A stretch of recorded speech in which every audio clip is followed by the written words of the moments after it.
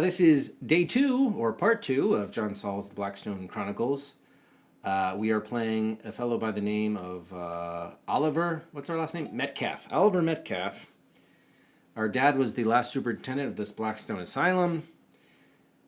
He died, and I don't think we know the reasons behind his death. The father, that is. We had some sort of, I don't know, mental breakdown. We're not clear on the exact details. Anyway, the asylum's shut down, and now it's like 40 some odd years later. The ghost of our dad has reemerged, and he somehow kidnapped our son. Somehow, I don't know how old is the son? Maybe like 8 or so. Joshua Metcalf. So he's captive in a secret room. If we don't find him by dawn, he's somehow, I don't know, possessed or overtaken by his our ghost dad, who is hell-bent on revenge and is going to train him, and there's all sorts of ominous foreboding threats and so forth being made. Meanwhile, we're discovering the history behind some of the past inhabitants or patients of the asylum, and the history of the building, and so on and so forth. So we just were in are about to leave Marilyn Wilson's room, one of the patients, ex-patients. This, by the way, this asylum has been restored and is going to be opening up as a museum for mental hospitals. So that's a thing. And yeah, so Marilyn Wilson, who had, I've forgotten the word, but some sort of false pregnancy. So she had some sort of mental affliction. She thought she was pregnant. She wasn't, but she physically presented that way, which is wild to me. Anyway, someone stole one of her cigarette lighters in the shape of a dragon, so we got to find that. We have a couple locked doors. There's a freezer fuse that gone out. Oh, there's a locked cabinet too. So, okay. So I guess we're continuing to explore the second floor. It looks like there are 3 floors: the first floor, second floor, and the basement. So let's dive back in here. Let me resume the timer, if that will work. It does. Great. All right. Can I not go straight ahead? It's not letting me exit the room. Are you serious? Oh, that's exiting room and turning left. Okay. So I think isn't this the way we came in? I think it is.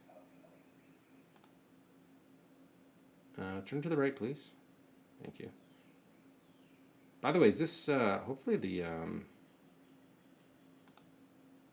oh, that just turns around. Right. Okay, so we can't go in either of those rooms. Can we turn left here? And by the way, what happened? Is the audio not working? It doesn't seem like it is. Music is on. I don't think Windows didn't make a startup sound either, did it? Hang on here. Actually, let's turn to the right. Did we come into the right or left? I'm not sure. It doesn't look like we can go in any other room in the hallway, so let's open this door. Locked. It's locked, huh? It does sound okay. So this door is locked? It's locked. And okay. So we need to let's see. We'll put this under second floor hallway. Unlocked door past M. Wilson's room. Okay. Actually, I should try picking it, right? What's the harm? Cannot. Pick it with my knife? Nope. Okay. We do have the key ring. Right. Unlock the door with the key ring. I don't have time to try all these keys. Yes, you do. Oliver, please, sir. Your son's life is at stake here. I think you have time to find the right key if it means getting one step closer to your son. Excuses. Oliver, what a deadbeat dad you're turning out to be, I must say.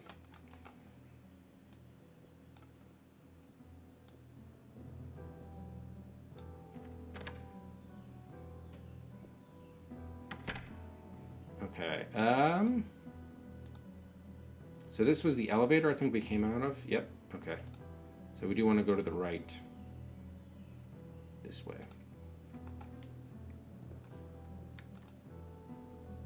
So it's really the left hallway. Okay. Enter the men's wing. Oh, it's women's. It's wing. locked. The men's wing is locked too, really? Okay, so I really should just call this women's wing. That makes the most sense. The men's wing is also locked. Are you going to tell me I don't have time to open it? I don't have time to try all these keys. Oh my gosh. Is the key ring just going to be useless? Is that what we're led to believe? Oh my gosh. Wow. Whoops. Should not have done that. Okay. Men's wing. Unlock door. Boy, Oliver. All right, I guess it's the basement with us.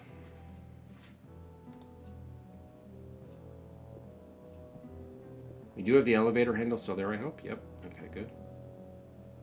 So,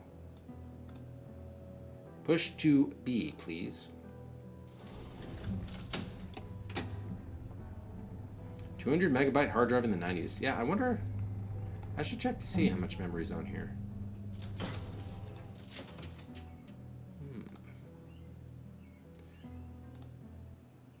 Or disk space, I should say. Okay. Whoa, this is like a little bit dungeony. Enter. Ooh, we have a morgue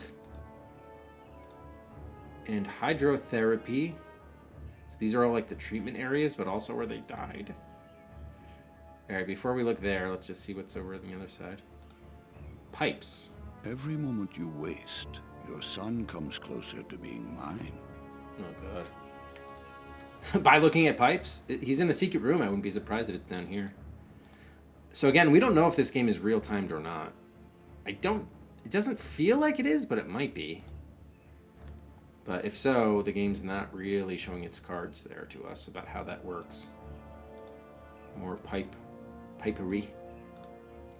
Alright, I guess we'll start with the morgue then. It's locked. Are you serious? Who locks a morgue these days, really? I don't know which key to use. Oh, okay. So this time you have the time to find out what key it is. You just don't know which key it is. Oh my gosh. This guy's in his excuses. Is that blood on the floor? Stains. Some stains stay with us always, no matter how we may try to scrub them out. Well said. Lights. Better leave them alone. You always were afraid of the dark. Oh. How about hydrotherapy? It's locked. Man, everything's locked around here. All right. So we have to unlock the morgue.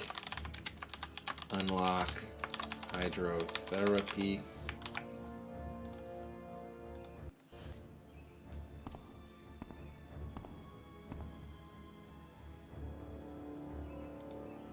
ECT.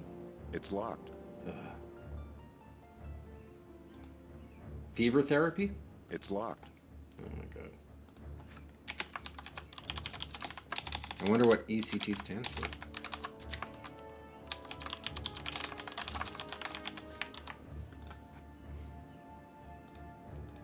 Better leave them alone. You better leave me alone, Dad.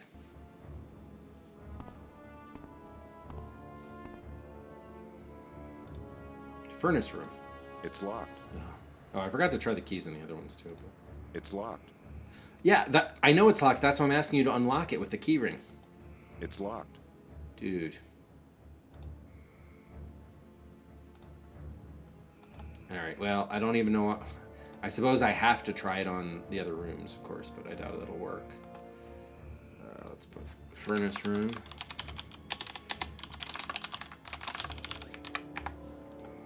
Okay. It's locked. We're literally using key. It's locked. That's the messaging we get? Alright, doesn't look like we can use the other items. No. Okay. So it looks like the basement's a huge dud. Every moment you waste, Brings me one step closer to God. Or something. This guy sounds like he has delusions. Are you sure it's locked? It's locked. It's locked. You're locked. Man, okay, so we only could go to one patient's room. No room in the basement. Oh, bricks. Inspect They those. seem really solid.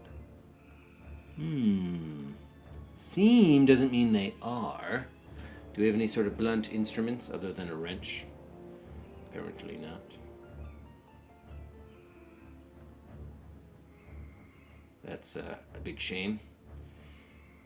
Anything else of interest here? So we have pipes, the bricks, the lights, some stains. Okay. So this just does a 180. Yeah. What about this cable? No? Wire?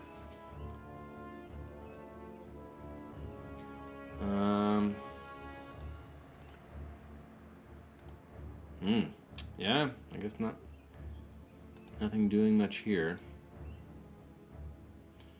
Alright, so maybe we have to do something to ID the keys or something, I guess. Alright, let's go back to the first floor.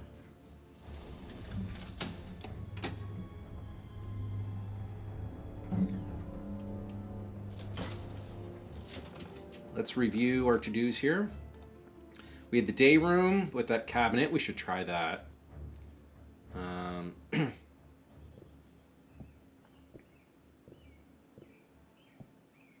Oh, this was the office, right? Yes. Oh, so they're technically, I guess, 4 floors. Because that's just the elevator, right? Yeah. Okay. Let's actually talk back to Malcolm to see if there's any new dialogue. yes, Oliver. There is not. Disappointing. We've learned so much about Marilyn Wilson and her psychosis. Was that what it was called?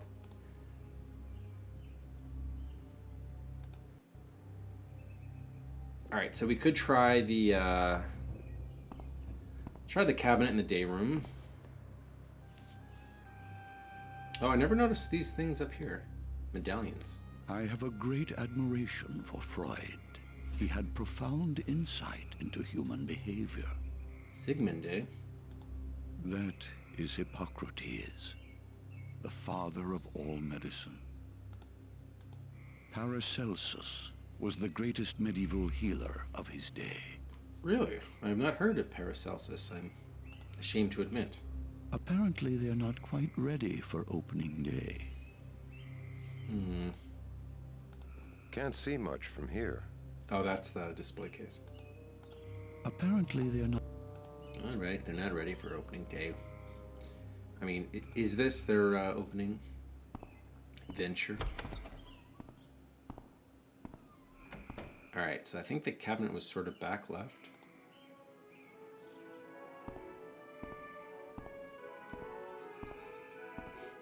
There's also that fuse.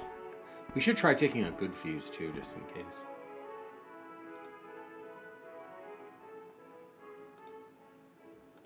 They seem to have changed the lock. They seem to have changed all the locks in the day room and the kitchen. How odd. Oh, so that means our key ring isn't going to work anymore? Garbage.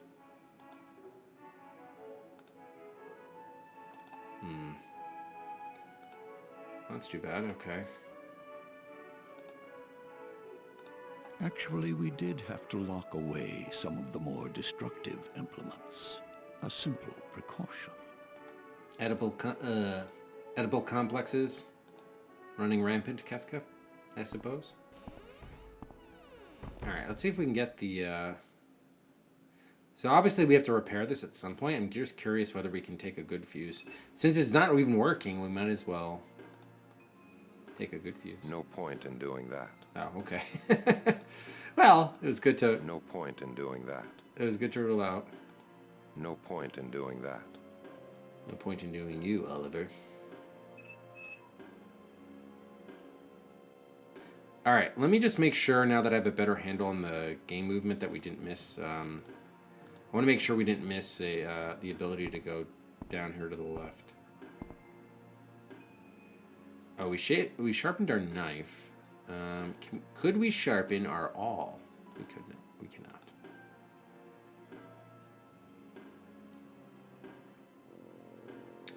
No, it doesn't look like we can go down there. The inmates did a surprising amount of the cooking, therapeutic and cost-effective at the same time. Oh, skewers. We use these for making shish kebabs. I'll make shish kebab out of your face. Oh, we got a skewer. Okay. Skewer, eh? Long and sharp. These could hurt someone if you weren't careful. Oh, we'll hurt someone, and we certainly won't be careful. Do we need to sharpen these? No. Can we pick some more locks with them? That gap is too narrow for the skewers. Didn't we already open this? Nothing else in there. Okay, yeah. Any other cabinetry to open? Doesn't appear to. Wow, so we did miss that item the first time around.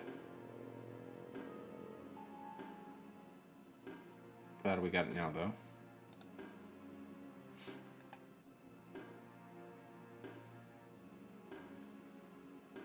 Well, probably for the day there was some truth to that, but maybe. The inmates did a surprising amount of the cooking, therapeutic. Maybe after a while it had sort of run its course. These ovens could...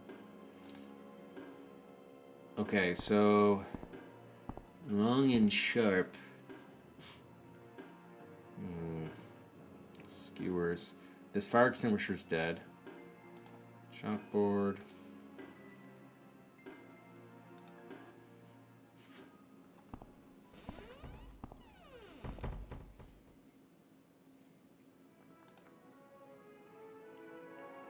Just make sure we can't pick any locks with these. No, not that one. Chairs.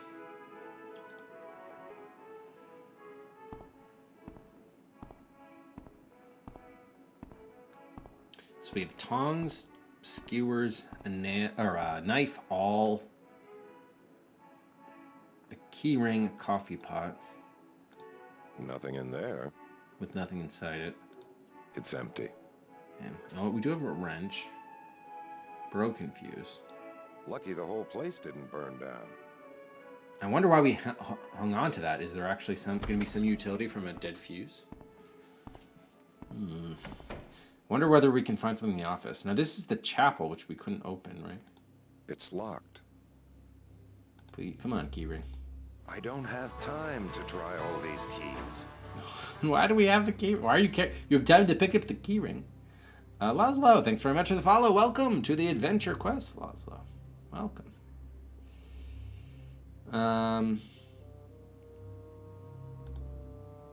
Man, so he's too lazy to look through all of the. Whoop, no, I don't want to restart. He's too lazy to look through all of the keys. Moose were so plentiful, I hardly see why shooting one was regarded as an accomplishment. Oh, you know. Moose and so forth. Alright, so we do have some skewers. I guess we'll go back to the office. Now, this is interesting. Can we not go to down here for whatever reason? Why doesn't the elevator stop on this floor? You'd think the main entrance of all places. Strange. Alright,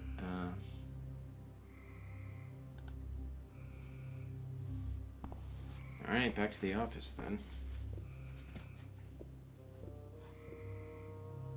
We probably did miss something in the office, actually. I won't be surprised.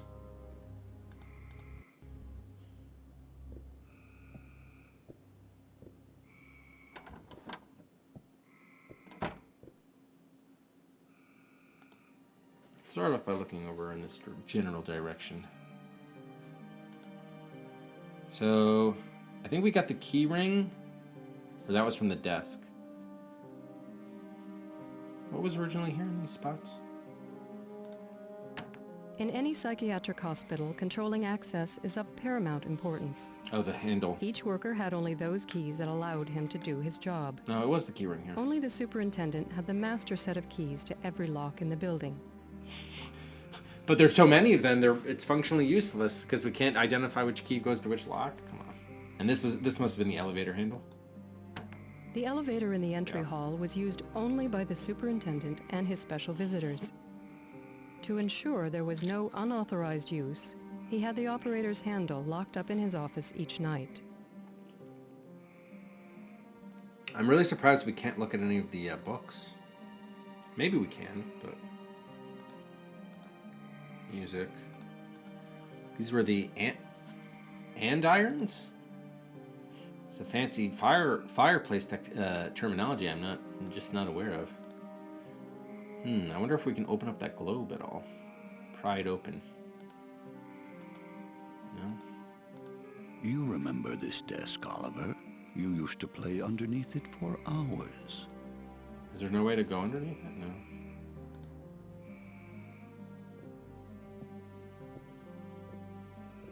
So we can't talk. This is apparently our mother who died while giving birth to us, but we can't talk to her. She's not here, Oliver.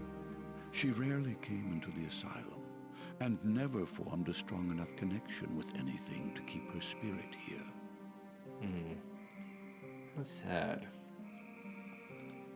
Look at the frame. I had it custom made in Florence. Your mother loved Italian craftsmanship. Did she really?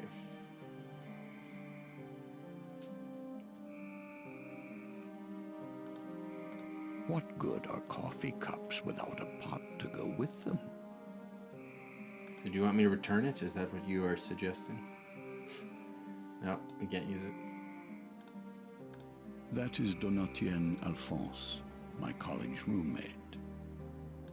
Of course. The vases belong to your mother.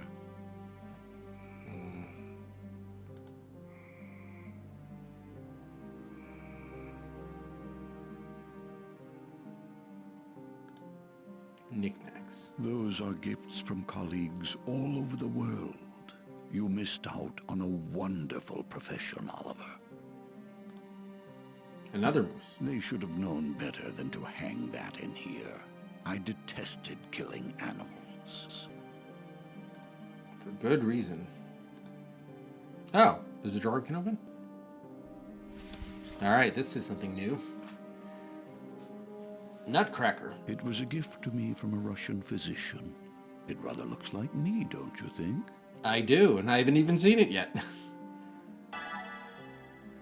That was always one of your favorites. I used to crack nuts with it when you came to play. We can talk to Malcolm through the Nutcracker? Yes, Oliver. That's interesting. So is that like a totem that represents him, so we don't have to go to his portrait to initiate dialogue? That's interesting, if that's the purpose of it. It was a gift to me from a Russian physician. Huh. It rather looks like me, don't you think? Sure.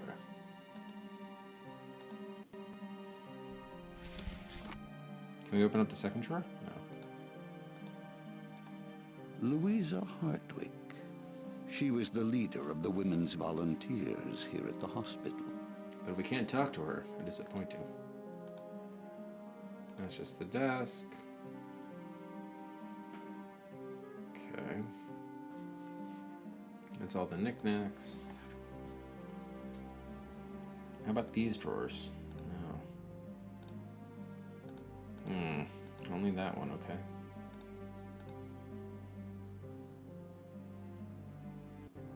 That was taken on your 3rd birthday. It's you and your sister Mallory. The Now. day you were born was the most important day of my life. All right. Let me actually sort this over here. So Mallory, twin, died in 1956. So that would have been, yeah, okay. At the age of 4.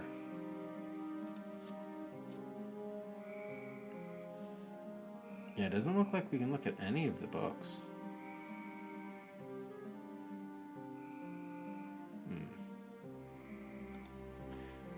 All right, well, we do have a new person to look up on the computer, I guess, which is Mallory Wilson. Or not Mallory, what's her name? Something with an M. Marilyn.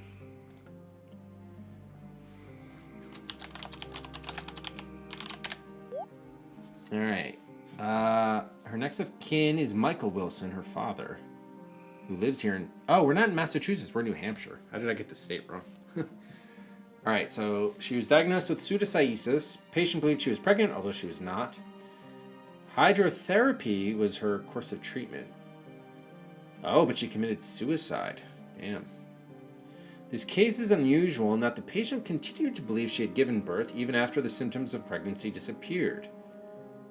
Well, I mean, wouldn't it stand to reason that, like, that if you're no longer pregnant, one potential outcome is that you did give birth? I don't know.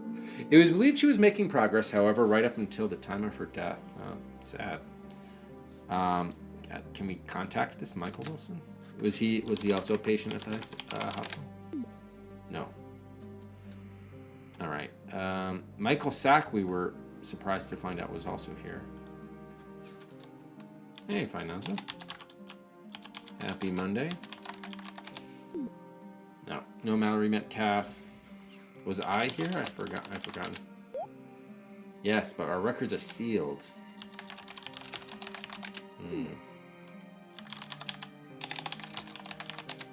Our son is newly a patient. Oh, what about Tommy Gardner, her fiance? The phantom baby Teresa. Okay. So far, it seems like the only objects to interact with are like locked doors and things. Tongs. I wish I had a pair like this for my grill. Tasty grill.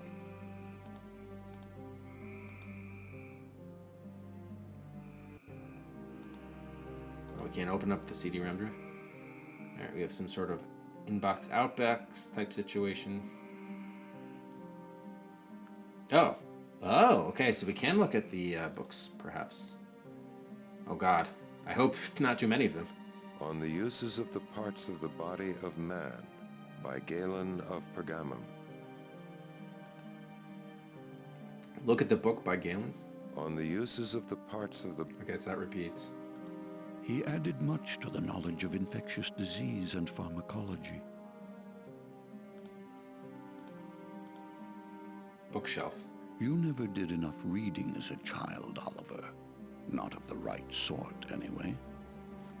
Don't be so sure. Okay, good. So each of these you can't read. Maybe the big blue ones you can? Okay. Fractures, Dislocations, and Wounds, by Hippocrates. Ah. He was the greatest physician in history, the father of medicine. And you do have his medallion proudly on the display in the front entrance. Al-Hawi, by Al-Razi. Al-Razi. Brilliant. The first to identify both smallpox and measles. So, when you try to read the book, it's more your grandfather tells you about the book. Seems to be the difference.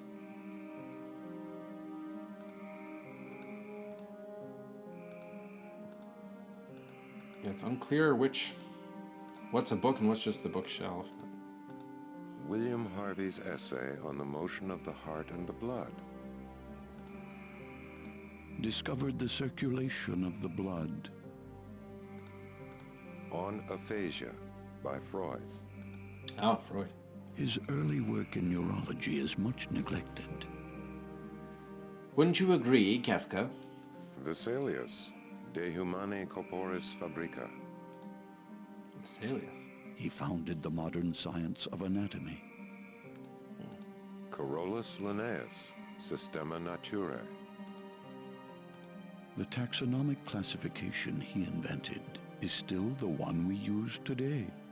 Really? Der großen Wundarsni, by Paracelsus. He was a book burner, but he invented chemotherapy and introduced chemistry into medicine. Huh. Avicenna's Canon of Medicine.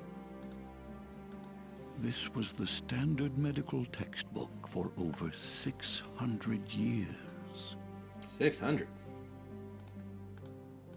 The Physiology of Psychosis by Metcalf. That's Oliver Metcalf's book. Or not Oliver, Malcolm's. My own small contribution to the body of medical knowledge. Psychosis. Can we not take that one? Wow, we can't. The Physiology of Psychosis by Metcalf. I like how it's a flat line reading by the actor, too. I mean, it's literally written by her dad, and it's got your name on it, your last name in it anyway. Okay, so nothing else seems to be a thing here. Alright, so it's just those big blue ones. But we weren't able to actually take any, and there was no real aha moment there at all.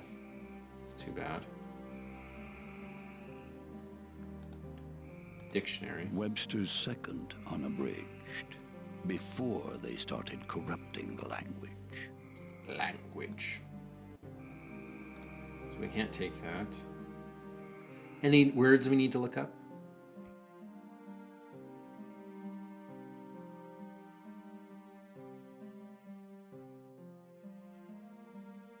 I wonder if we can skewer the Nutcracker. We cannot. That this is actually pretty interesting. We should do a quick... make sure that we can't use any objects on them. Oh, we can carve up the Nutcracker. Anything inside? Come now, Oliver. Are you really that angry at me? Okay, so this does represent a totem because he says it looks like him and you can talk to him that way. Wow. Yes, Oliver. Can we talk to him about his book? No? Damn. Alright, that's interesting though.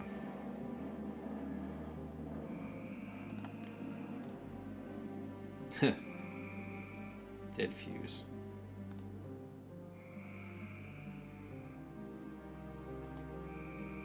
Tongs. Key ring. Coffee pot. Alright, and skewers. And just to make sure, the Nutcracker.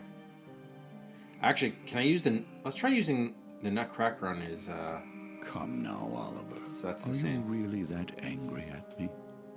I am. You kidnapped my son. What do you expect? What do you expect? I'm gonna be pleased. Can we use the Nutcracker on his book? No. What a shame. But I shall now carve up your book, Dad. See how you like that. Damn. Anything else we could use on a book? Don't touch it. It's pure evil. Skewer it so no one else can read it. No. Too bad.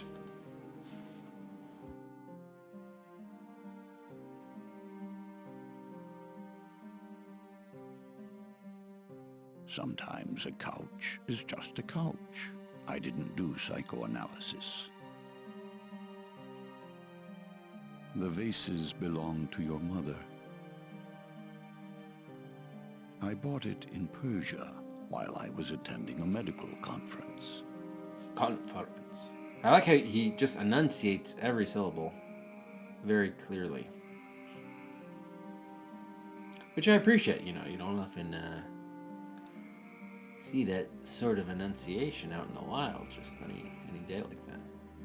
Alright, so these same big blue books are nothing on the other screens.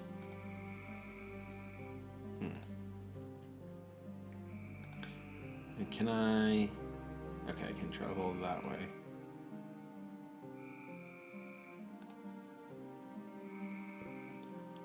Alright, so we did pick up the Nutcracker, so we did get one new item. Still, it's a bit unnerving. So what's the item that we're looking for? The cigarette lighter, right? My guess it would be in the hydrotherapy room because that's where she got treatment, maybe? You must treat the families like royalty. Of course, inmates use the back stairs. Oh, damn. Very classist. Can I carve you up here? Damn. Nutcracker on his totem?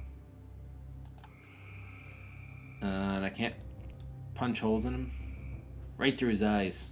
Take that, Dad. Alright, pour coffee on him. Okay.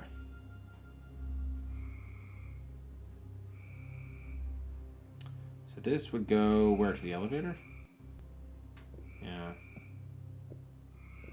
It's also weird we can't go to the ground floor.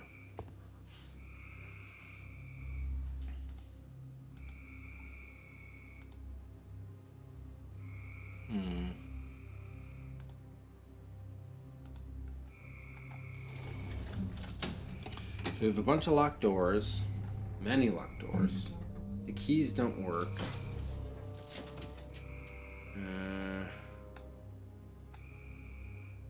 And the freezer fuse. And just a ton of locked doors. And it's not really a whole lot of puzzles. The irony is we do have a key, but we can't do anything with that key. Actually, let me check the left door for a second. Oh, this is the women's wing, which we can actually go through. Yeah.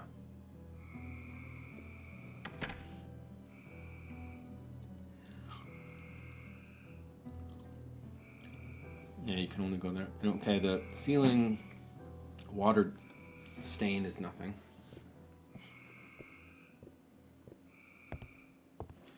Alright, so did we miss anything in her room? Oh, apparently. Look at the bed. Mom and Dad let me bring it from home.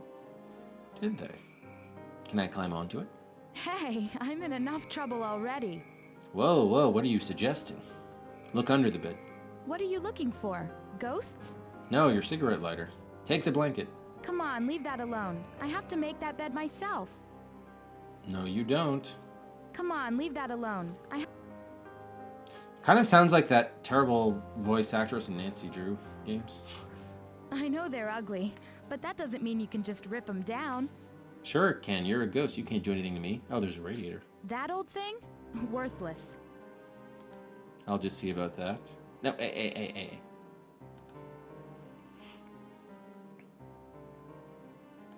Wow, it's a very small hotspot. Turn it on. Forget it. That thing hasn't worked since I got here. Yeah, but I just restored the building. Come on now. Do you like it? I picked it out myself. Can I take the teddy bears? Take the bear. Come on, leave her alone. Oh yeah, I did try that. That's Teresa. That's little Teresa. Yeah. After she's born, she'll sleep in the bassinet. The big one's Tommy, and the little one's Teresa. I snuggle them every night. Hands off, mister. He's mine.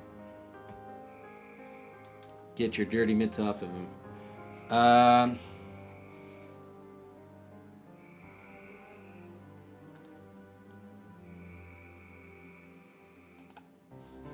Alright, and we have skewers. I mean, none of this makes sense. I'm just trying to get a feel for a little bit of the mechanics. Yeah, I can't cut anything. Rock the cradle. You know, I do that sometimes. Take the best. Oh, no you don't. That stays right here until Teresa comes. Can you imagine if we were able to get bassinet into our inventory? What are you looking for? Ghosts? No, your cigarette lighter. What is so difficult to understand?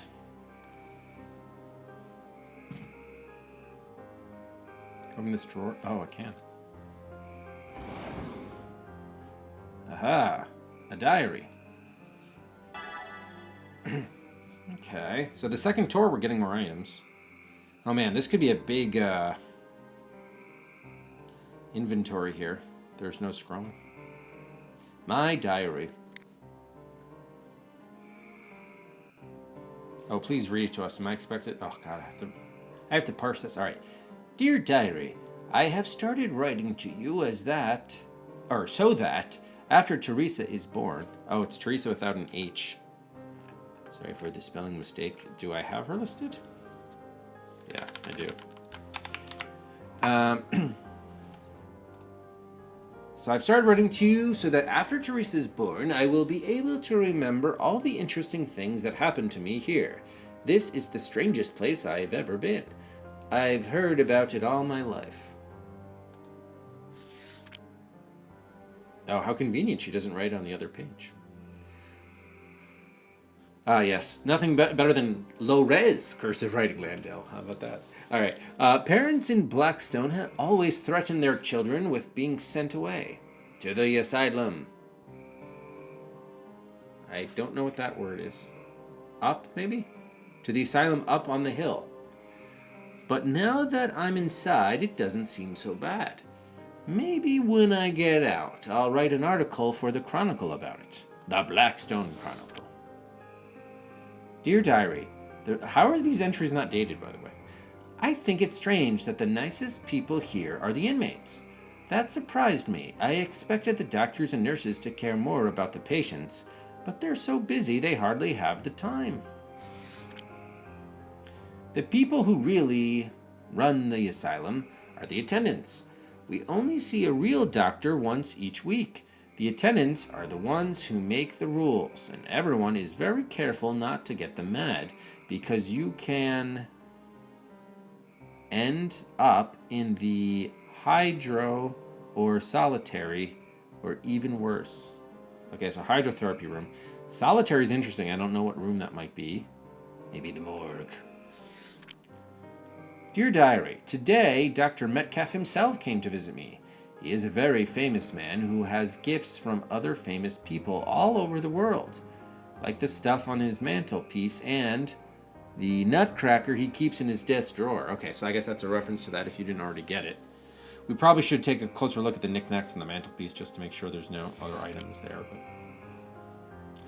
Dr. Metcalf told me that I was very sick. I told him I felt fine, but he just shook his head. He said tomorrow he was going to take me down to the furnace room in the basement, which is pretty strange because I've never heard of a patient going in there for treatment. Oh, God. What was he doing in the furnace room with a patient? A female patient to boot. Oh, well, we'll see what tomorrow brings. I'll be sure to write you at the end of the day. So maybe this is something we can confront him about. The pages are stuck together. Oh, do we know why? He told me I needed to learn the difference between fantasy and reality, and then he threw the book right into the furnace. Oh, okay. Wait, which book, though?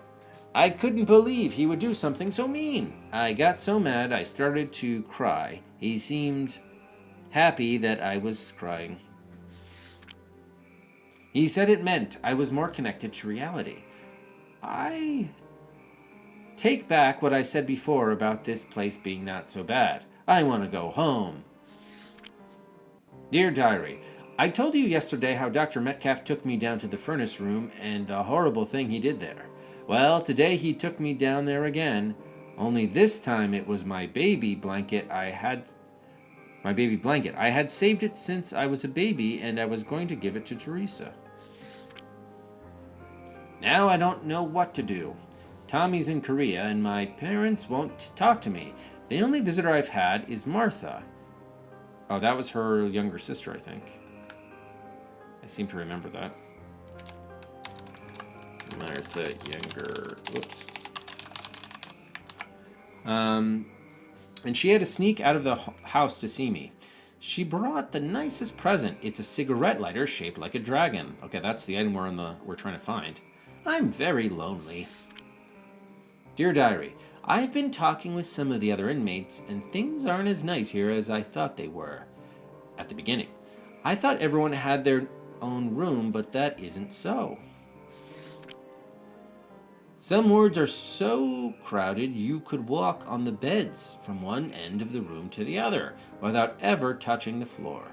I've also learned that Dr. Metcalf is mean to more people than just me. Tommy hasn't written me a single letter. Dear Diary, this is the last day I will be writing you. I've decided I don't really want to remember the things that are happening here. After Teresa is born, I will take her and leave this place and never think about it again. I don't think anyone will ever understand how horrible this place is. Thank you for being here. You've been a real comfort. Maybe one day I'll write to you again. But it won't be until I have left this place far behind. Yours truly, Marilyn Wilson. Okay, let's see if we can go back to those pages that were stuck together and see if there's a way to unstick them. It's probably like, I don't know, roughly the third way point.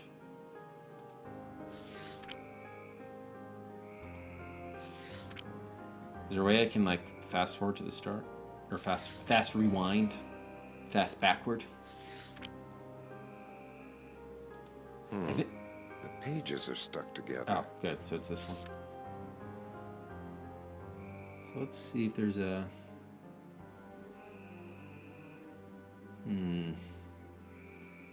Maybe use the tongs to unstick them? Or some sharp implement to...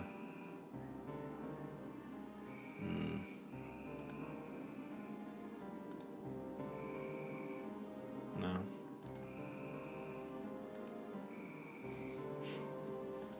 Tongs then. Let's talk to Malcolm about this. Yes, Oliver. Oh, come on. You can't confront him about what he did to Marilyn? How dare you? I'll be sure to write you at the end of the day.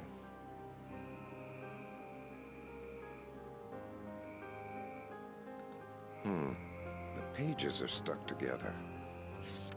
So graphically, or visually, I should say, it looks the same. You have this black or dark strip. The pages are stuck together. Okay, I'm gonna do some hotspot hunting on the next page. The pages are stuck together. And there are no dates here, which we can use to kind of...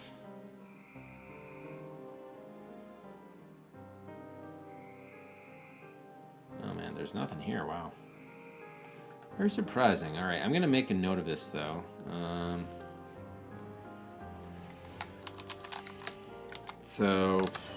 Stuck pages in Marilyn's diary. Curious and curiouser. The pages are stuck together. How can we not target this? Weird.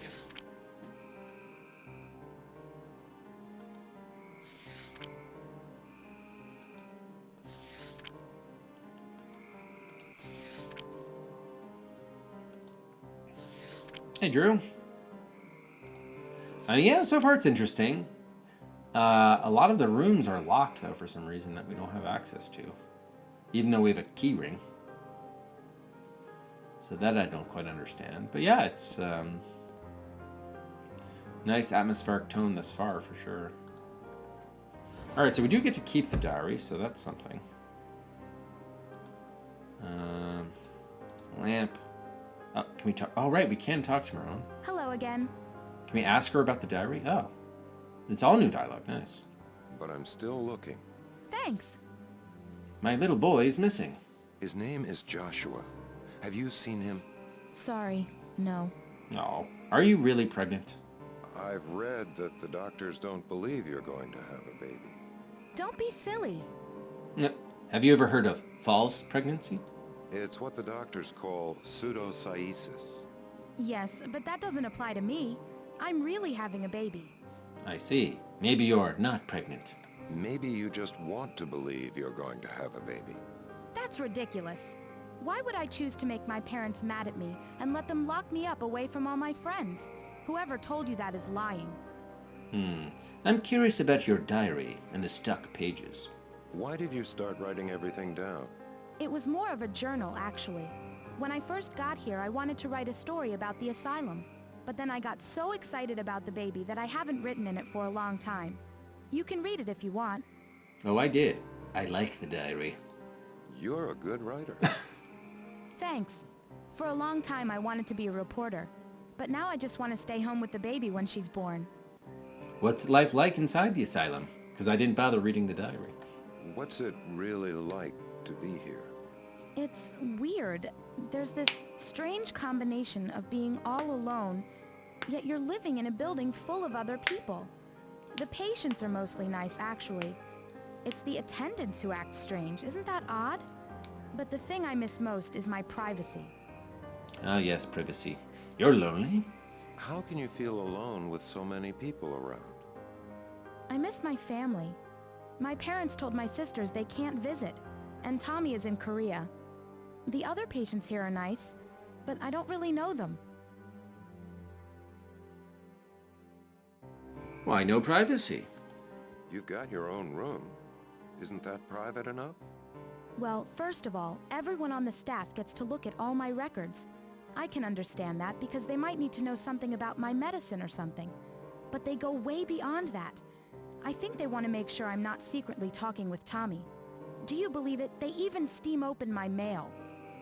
Steam open? Wow, so that's so that they can, like, seal it later? The plot thickens. What do the attendants do? Why do you say they act strangely? Actually, it's both the doctors and the attendants. They act as if the people here aren't really people. They don't listen. They treat the patients like children. It's like as soon as someone is labeled crazy, they don't count anymore. But a lot of the inmates here aren't really all that nuts. Or even if they are, they still deserve respect. I'm sorry. I shouldn't go on like that. It just makes me angry is all. Preach it, sister.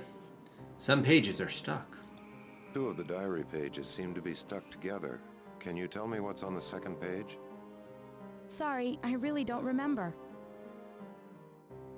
Oh, damn, that sucks. I don't understand why we can't just, should be able to use that like a letter opener to sort of unstick it. Is your therapy different? Maybe we can steam open. Maybe that was the whole point. Is there anything in the kitchen? Throw the pot on the oven? Tell me about the medical treatments. Mostly they take me down to the hydrotherapy room. I can always tell when they're taking me there because the attendant gets out that big gray key that opens the door. Right now, I don't remember anything about what happens in there. But that's okay. I'd rather think about the baby. Oh, so can he now find it on his keyring? You heard, hey, BDR, you heard that nuts. So yeah, I wonder whether now he can ID it on the keyring. How could anyone remember what all these keys go to? It's the big gray one, dummy. She just told you. Alright, I think we looked at all that stuff.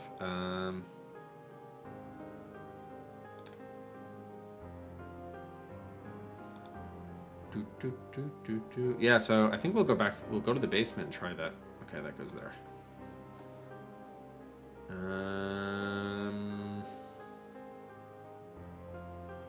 So maybe that's the way we unlock keys by IDing them on the keyring. It's a little bit of a silly mechanic, I must say, if that's the way it's really going to work. Now, they also seem to give a clue there about the...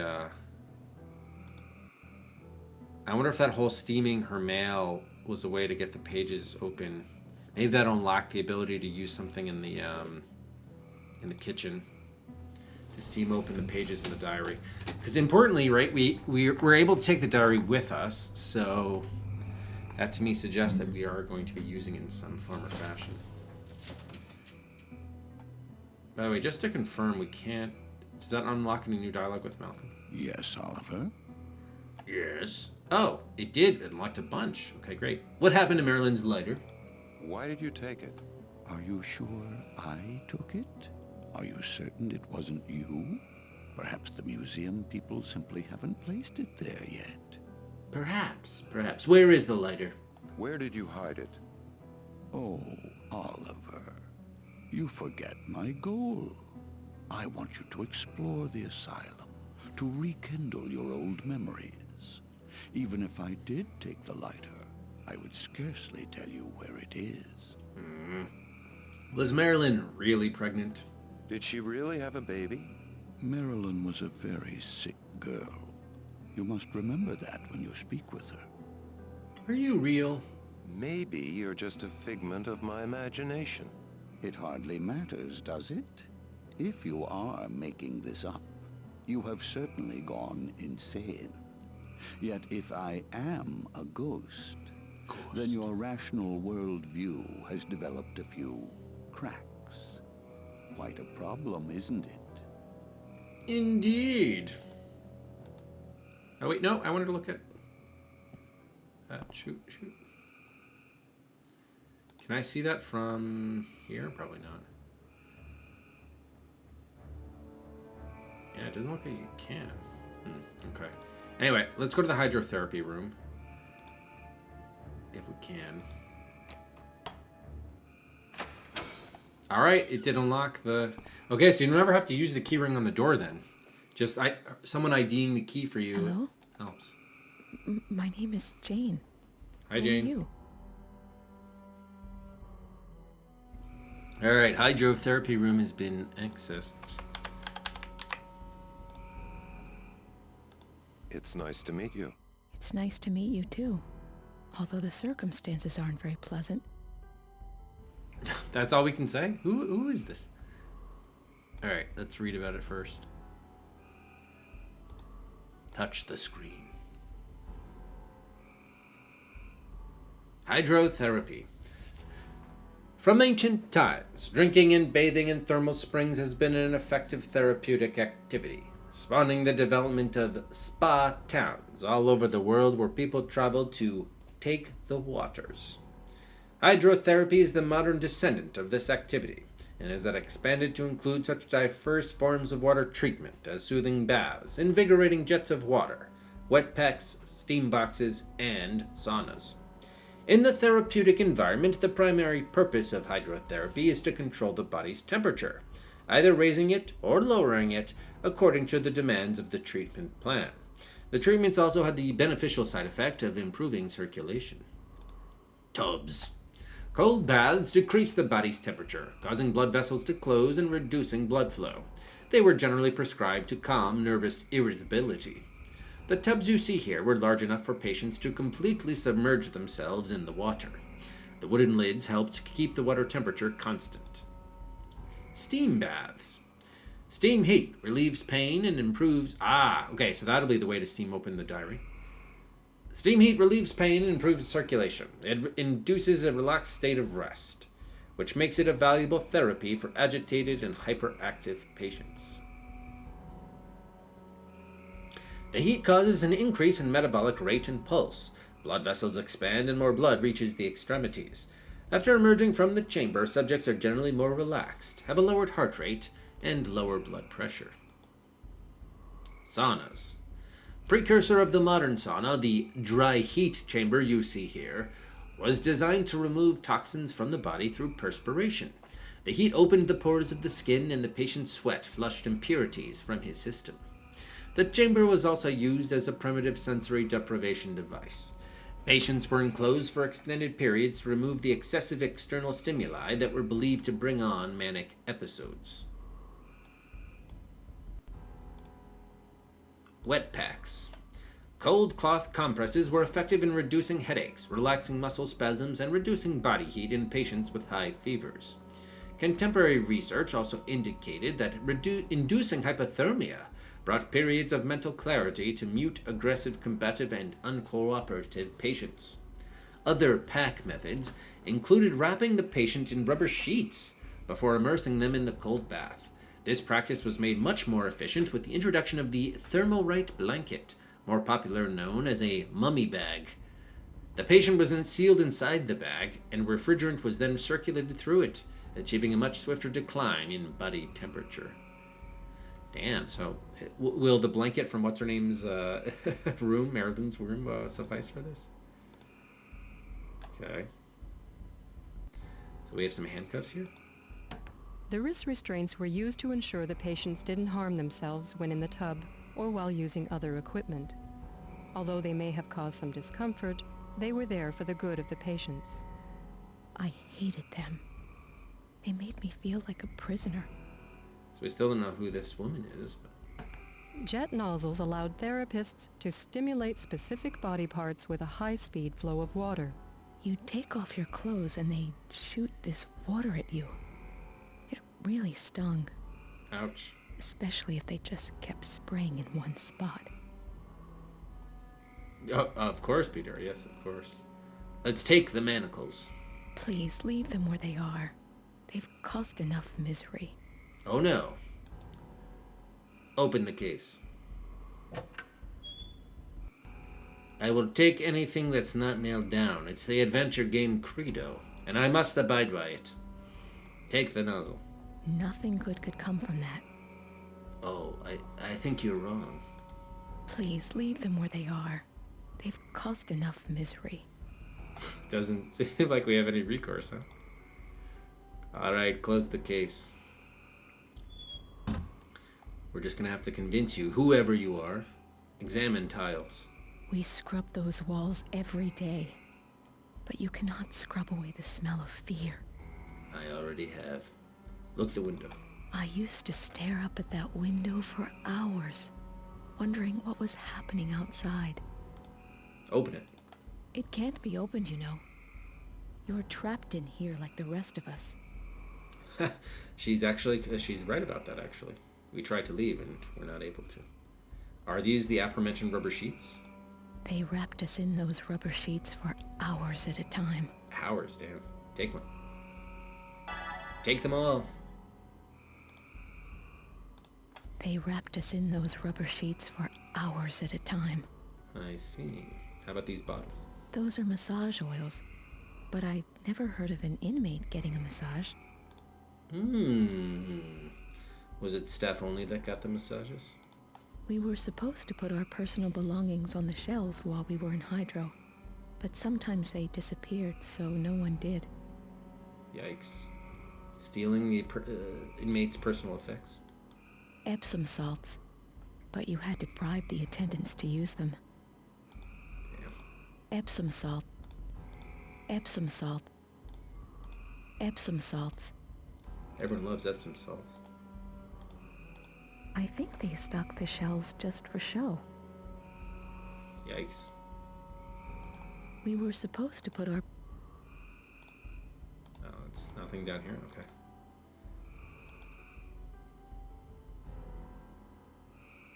That's where we came in.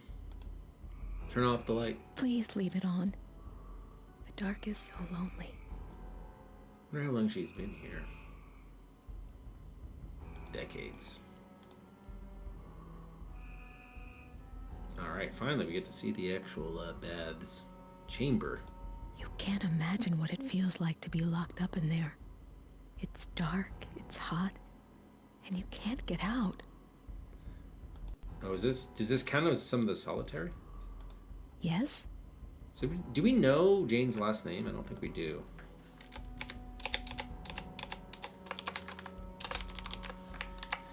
Hopefully we'll be able to look her up on the computer later. Why were you here? Were you sick?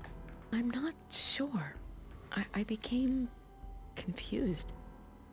I think life outside became too overwhelming for me. I believe they called it a nervous breakdown. Happens to the best of us. Why the heat chamber? I mean, is it important to you in some way? Why can I talk to you when I'm looking at it? I don't know. Except I have a deadly fear of being trapped inside. Maybe that's it. Did you know other inmates? What did you talk about? Oh, yes. All we ever talked about was going home.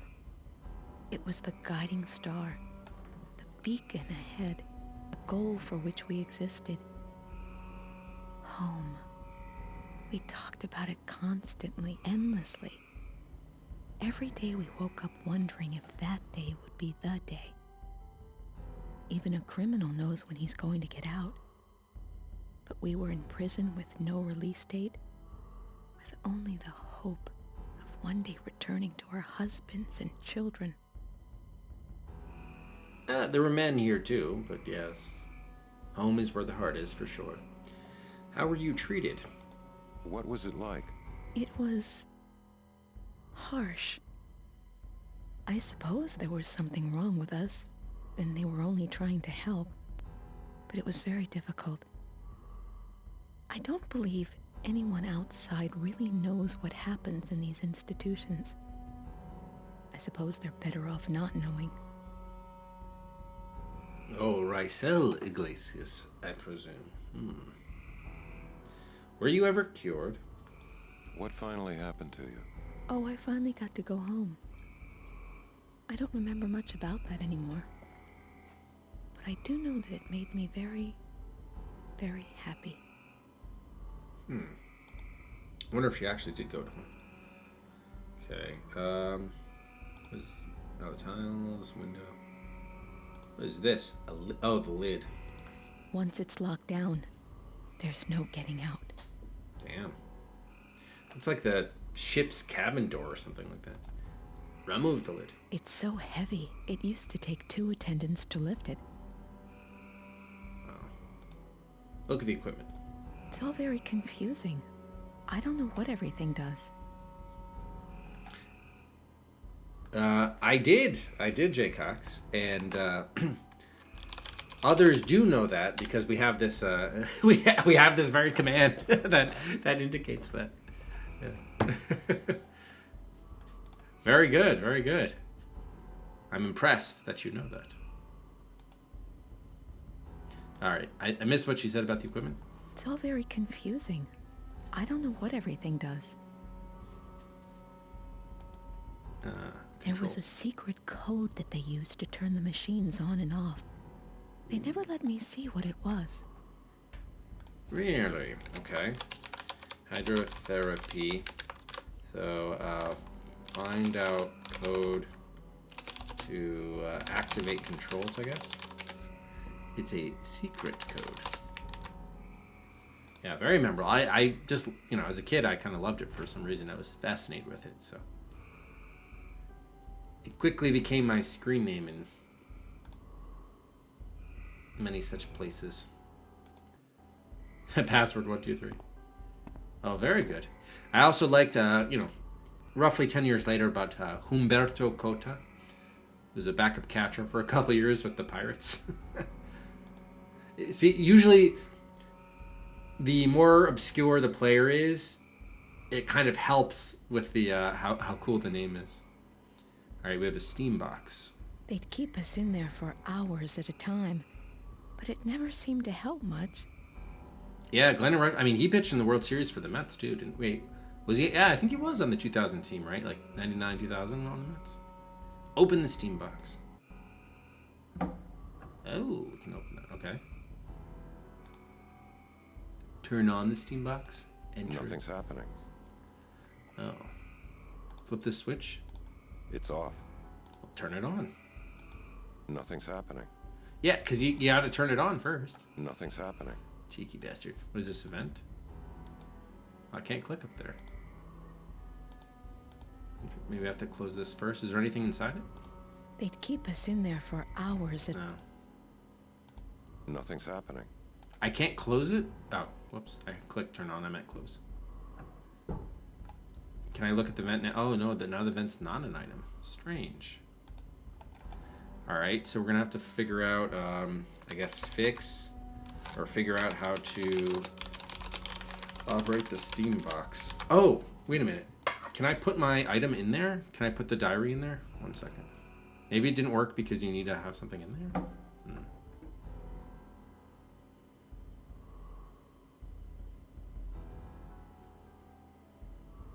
Yeah, well, he won the World Series like, 3 or 4 years in a row?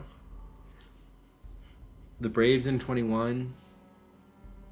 Yeah, because he was not on the Dodgers, right? Yeah. Yeah, Braves, like Astros, Rangers. Oh, wait. What is this? Oh, that's the rubber sheet. Hang on. No, I want the diary. Put diary in steam box. Nice, okay. Now close it. Now can we turn this on? Yes. Nothing's happening. What do you mean nothing's happening? Do I have to put on the power or something? Nothing's happening. So is my diary didn't get steamy? Oh, damn. He blew the lead. All right, let me go to the Let me go to the pages just to confirm. I mean, he said nothing's happening, but I do. Or nothing happened, but I do want to confirm it. Alright, well, clearly this is how we're going to get these pages open, so I'm glad. At least we know what we're dealing with. The pages are stuck together. Okay, so yeah, it is still steamy. Alright, I guess we might as well leave the diary there then and figure out how to, like, get power on here or something. Alright, so we know how to operate, we just have to fix it now, it seems like. Fix this steam box to unstick diary pages. Alright, so let's put that back in there. Close it. So we probably have to mess... Maybe we need the secret code for the controls to activate this. In the meantime, let's take a look over here. We scrubbed those walls. This is also tiles? It looks like a... We scrubbed those... fuse box or something. Alright, what is this? Chamber.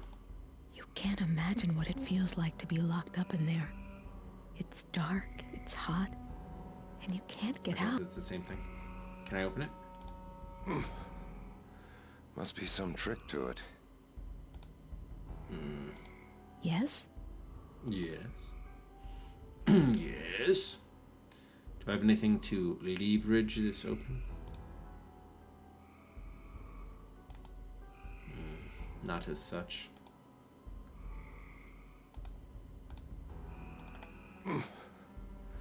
Must be some trick to it. Okay, open the heat chamber. Maybe it just needs power or something. I'm not sure. Some sort of gauge. Can you look at the drain now? Alright, I think we missed this. Okay, here we go. Controls. There was a secret code that they used to turn the machines on and off. They never let me see what it was. Oh, why would they? Okay.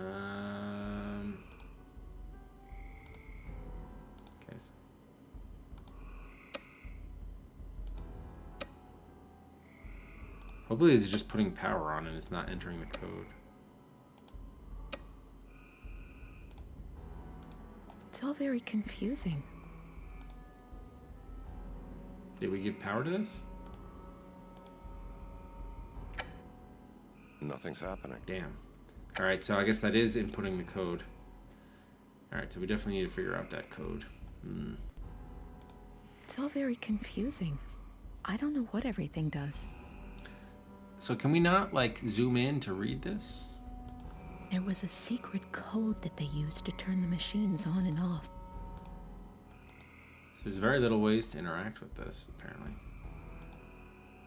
Tiles. Equipment.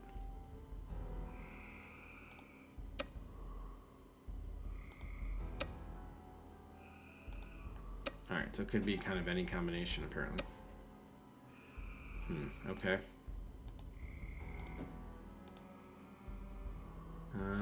What is this? Basin. Those were for wet towels. Any dry ones? Those were for wet towels.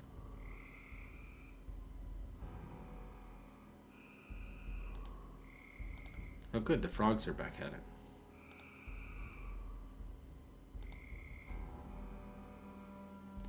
Alright, well, we got some leads here, so I like that. Anything new with her dad? Malcolm? Yes, Oliver? The situation here is really deplorable, sir. Alright.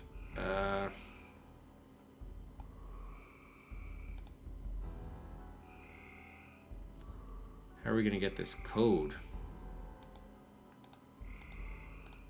No, go forward. Can I look at the drain somehow? What were the items? Manacles and the nozzle. Nothing good could come from that. Please, leave them where they are. They've caused enough misery. Okay.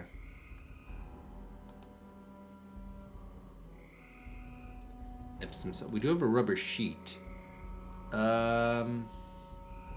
Which was filled with water, right? Yeah. Okay. I don't think we have the...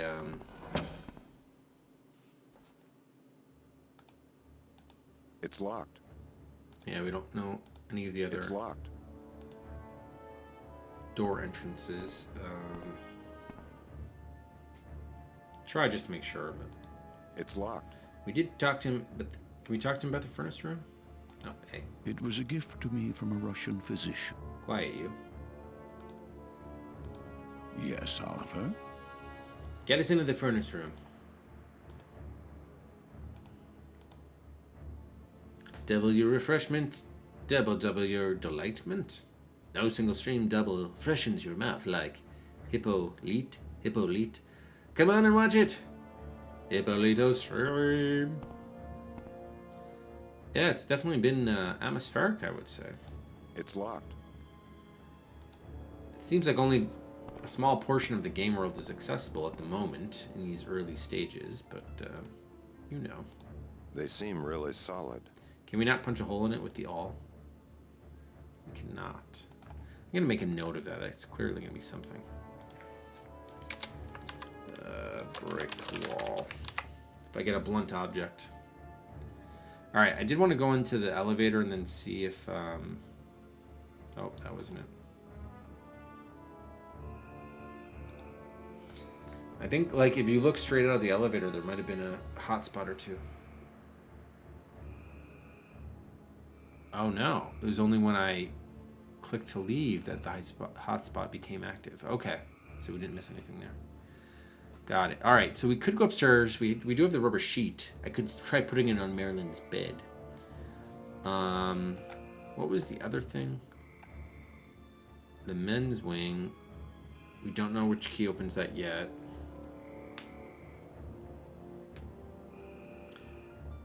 Malcolm wouldn't tell us where the cigarette lighter is. Still have a replacement fuse. We really need to find that secret code. That would be the biggest thing right now, really.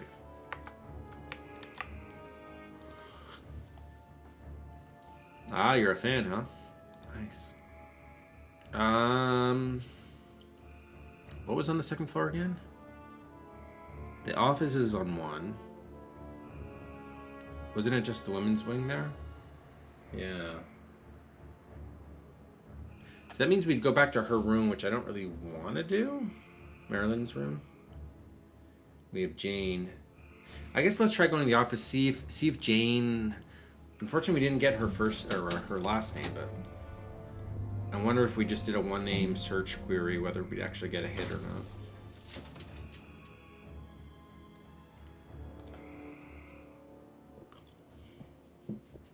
Here, we can maybe speed this up a little bit. Yeah.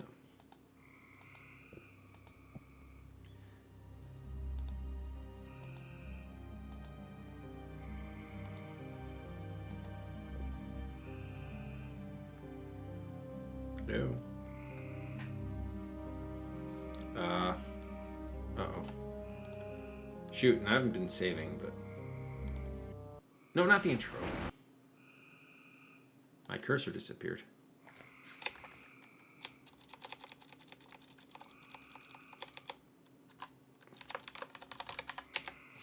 Okay, there we go. We got it back. Can we go forward, please? Apparently not. Alright, I better... not save. Maybe I can load.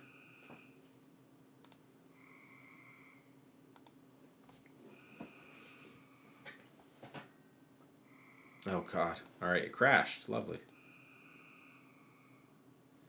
Maybe it's just because I was moving too quickly. I was trying to skip all of the transitions. Ah, here? Thank God I put another save in. Okay, good.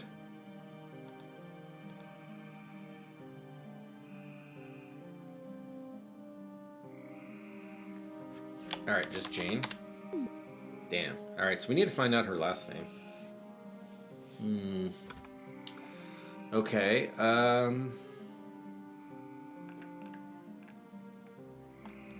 curious whether her sister is in here, Martha Wilson?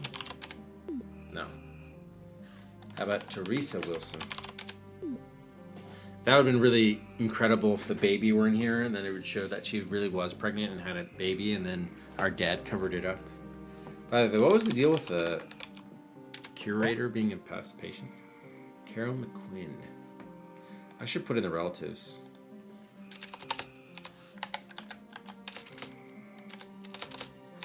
Tourette's syndrome. Sister. Why can't I type? Alright, and then Martha Wilson's her younger sister.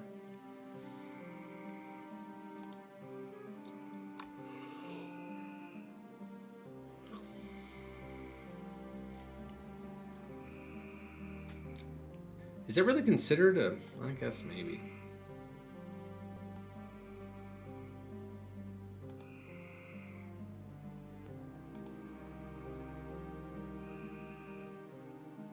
Yeah, I thought this was like a good...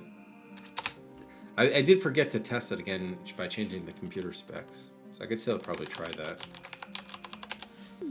Okay, so the sister's not in there. I think we tried Tommy Gardner yesterday. Alright.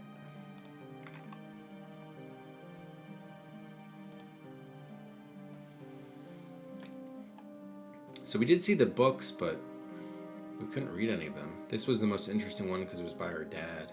My own small contribution to the body of medical knowledge.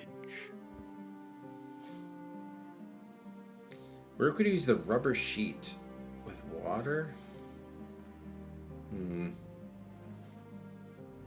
Well, we have all sorts of interesting items, but like seemingly nowhere to actually use them.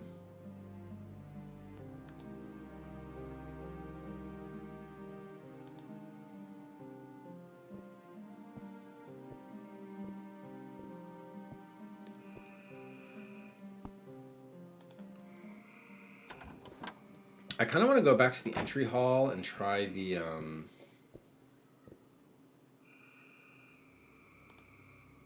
take another look at that area right by the door. There was the door we couldn't get out of, but I'm trying to remember, were there any items in this case that we did or did not get? I think maybe we didn't get them. I'll write photos. So I can open the case, but I can't take them. Yeah. Okay. It'll never be the way it was, Oliver. They destroyed it. Nothing in there.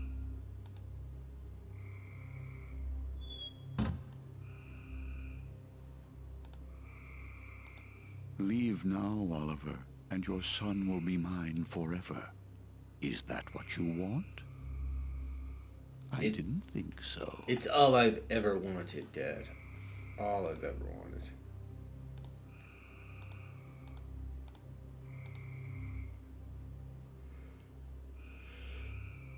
Oh. All right. Oh, man. I've never understood how people can be so cruel. Right. Chairs.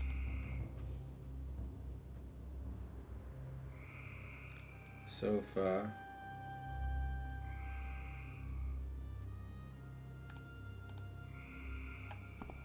So no one's even mentioned the chapel, so we're definitely not getting in there. So the new items we've picked up, the skewers, the nutcracker, and the rubber sheet, and the diary. Let's just make sure the portrait isn't... Yes, Oliver? It's not even on the nutcracker. No, it's not. So the interesting thing is, like, the initial set of dialogue is, like, completely gone here. Maybe you're just a figment. It hardly matters. There's no way to get back to the original set of options. So it's almost like the dialogue choices are almost in like chapters themselves, and we've kind of, it almost feels like we've advanced to chapter 2 of Malcolm Metcalf, Father of the Year. I added those myself. The hall was too gloomy without them.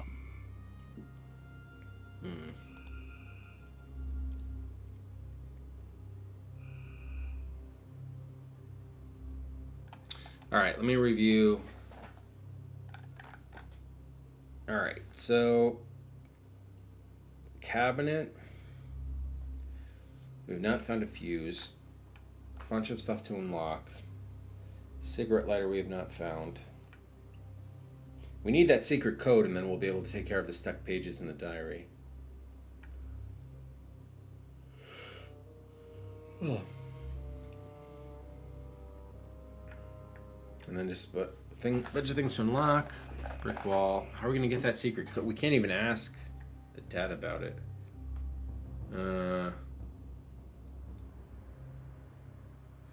Is it possible the touchscreen had any intel on the controls? Or the secret code, I mean?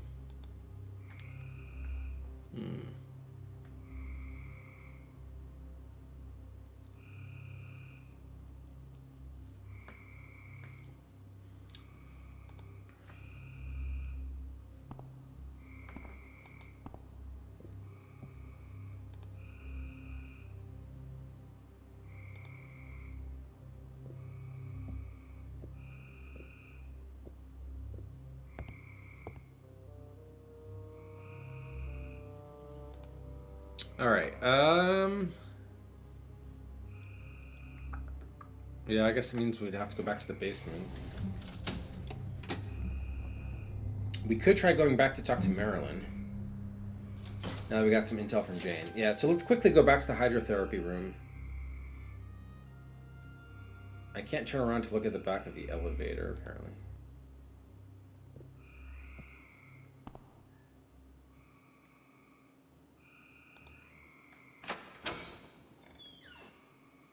And then if we can't do anything here, yeah, if we can't do anything here, we'll go back to what's her name place.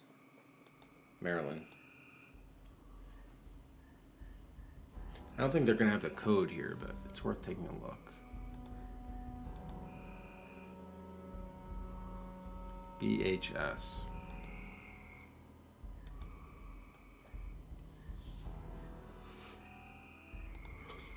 No.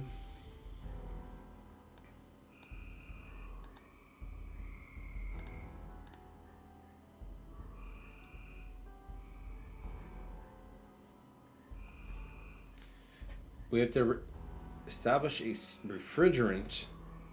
So I wonder if we take that rubber sheet to the freezer once it gets fixed and then find some refrigerant there. I don't know why we want to lower our body temperature, but it's a thing we could do. The game seems to be setting us up for it.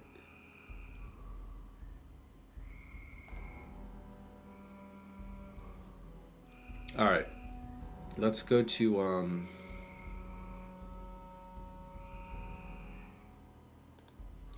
Yeah, let's go up to what's-her-name's room.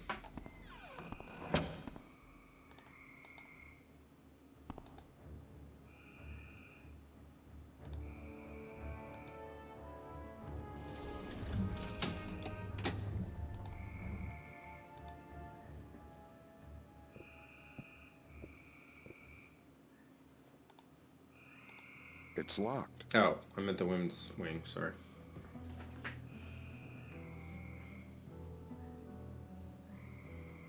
I can admire the woodwork here.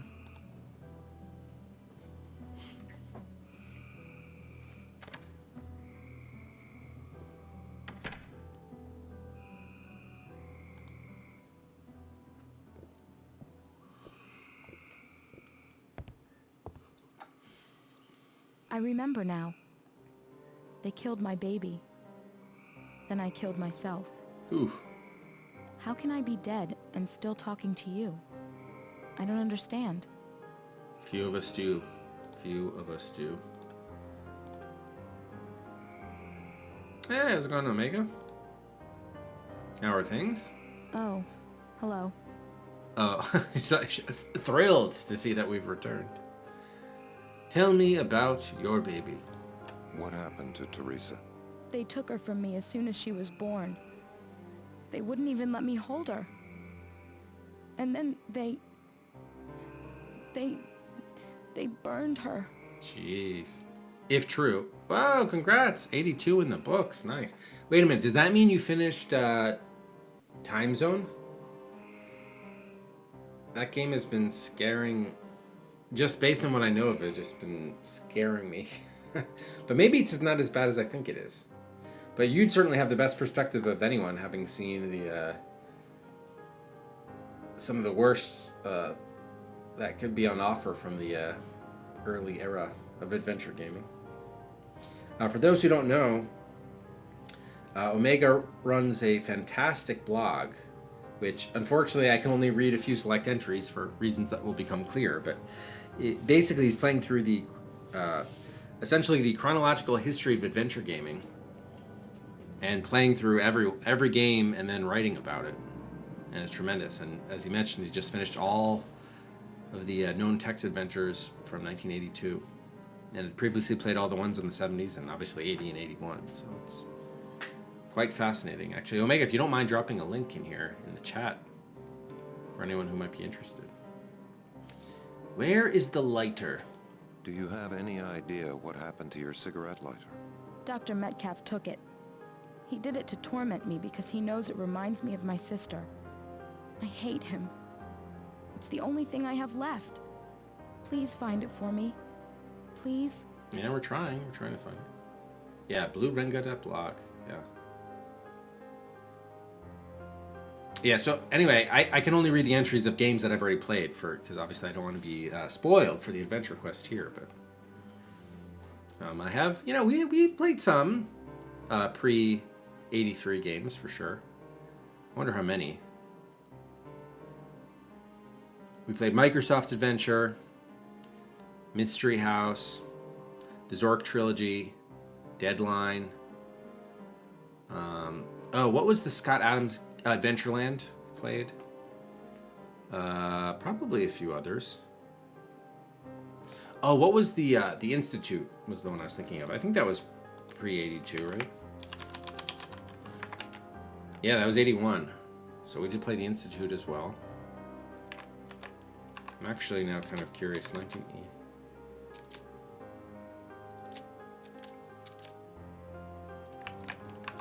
81.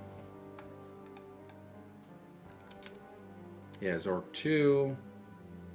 Haunted House, although I don't know. That's the Atari 2600 Haunted House. I don't know if that's really an adventure game, but Moby listed it as such.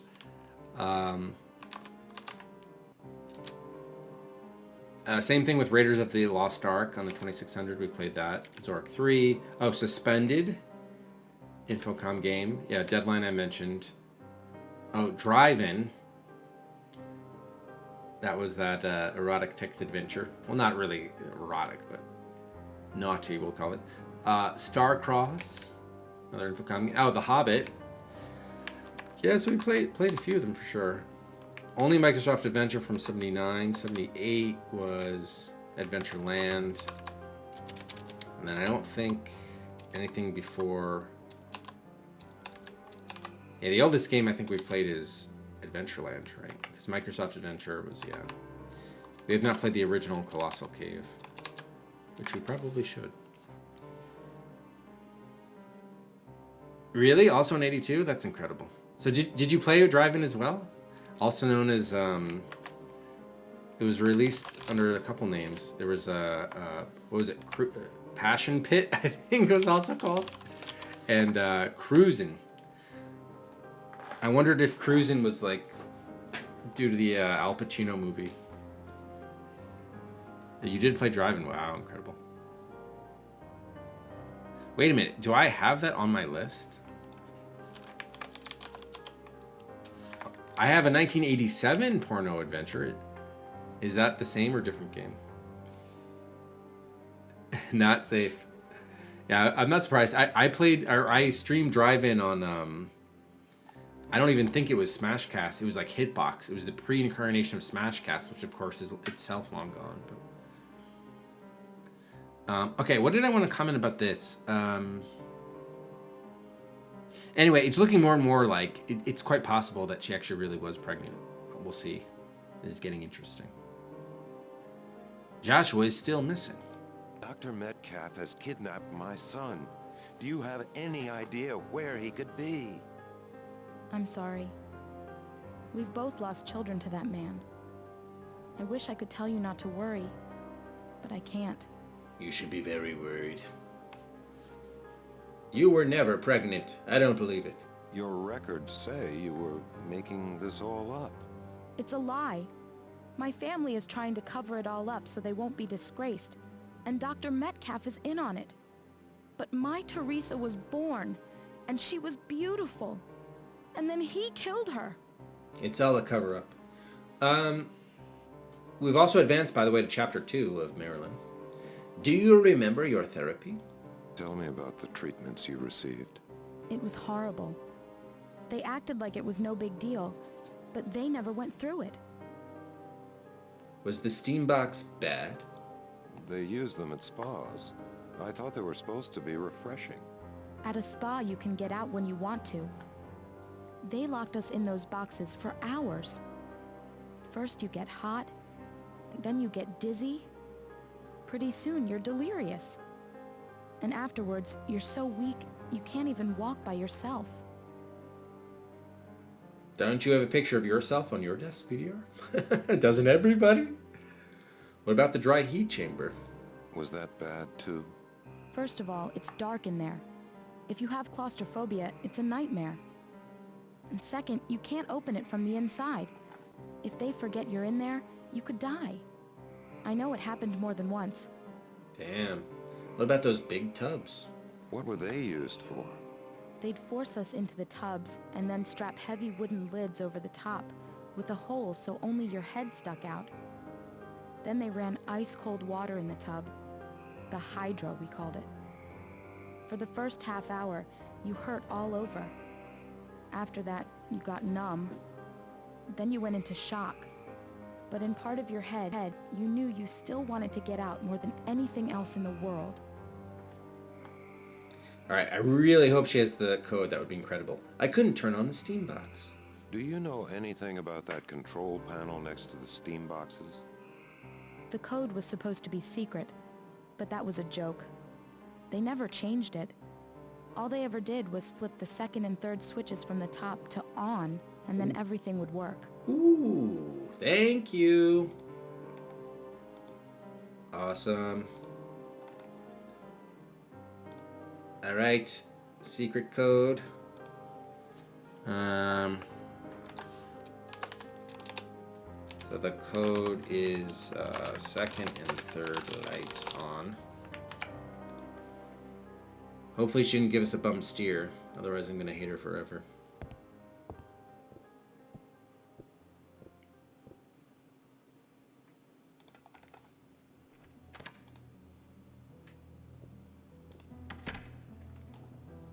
Alright, back to the basement. Hey. There we go.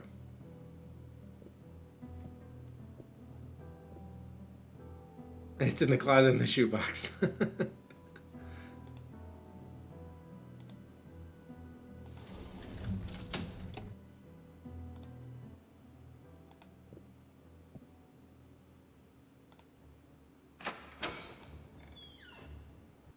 Alright. Controls. So Jane didn't know it, but Marilyn did know it. Too bad we couldn't ask her about Jane so we could have figured out that last name. Alright, so let's turn off the first one. 2, 3. Okay, so they don't give you immediate feedback, so we wouldn't have really been able to realistically brute force that. Ooh, yes. Alright, let's see what's in that diary. Oh, Joshua? I think there are monsters down here. There are. Freddy will scare away the monsters, Josh. Just like he always does. He's a good watchdog. Where was Freddy? I didn't see him.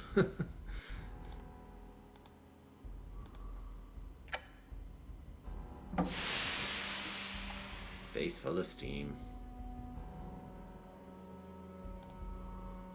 Take the diary. Read the diary.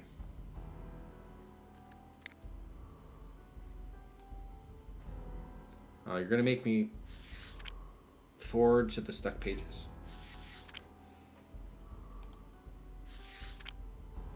Yeah, Freddy maybe he is the monster.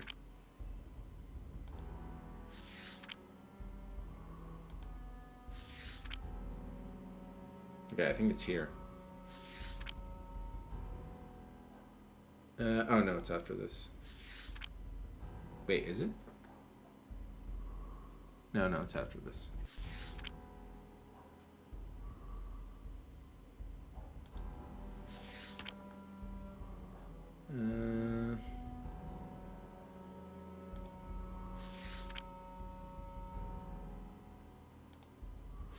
Did I pass it?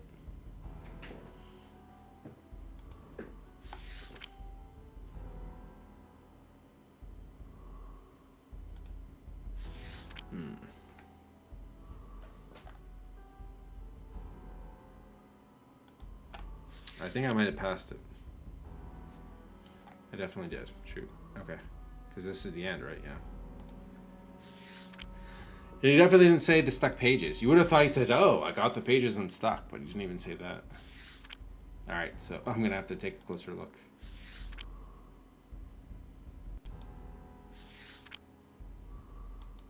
I think it was something like it was either right before or right after the first mention of the furnace room. I think.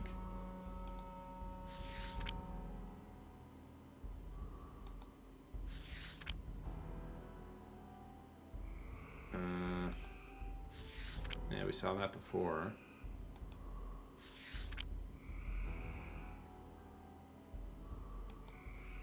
Oh man.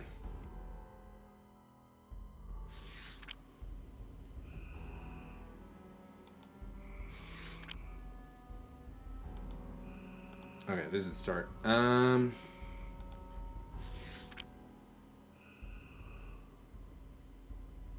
Write an article for the Chronicle.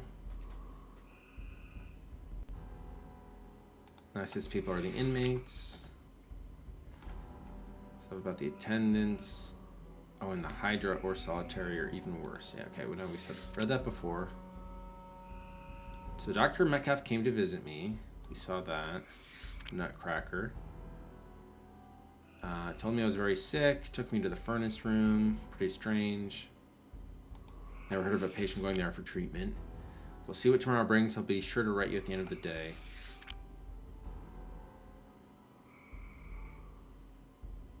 Okay, so I think this is it. Dear Diary, today Dr. Metcalf took me down to the furnace room, just like he said he would. He unlocked the door with a key with a big square head and took me inside. Somehow he had gotten a hold of my high school yearbook, the one with the signatures of all my friends in it.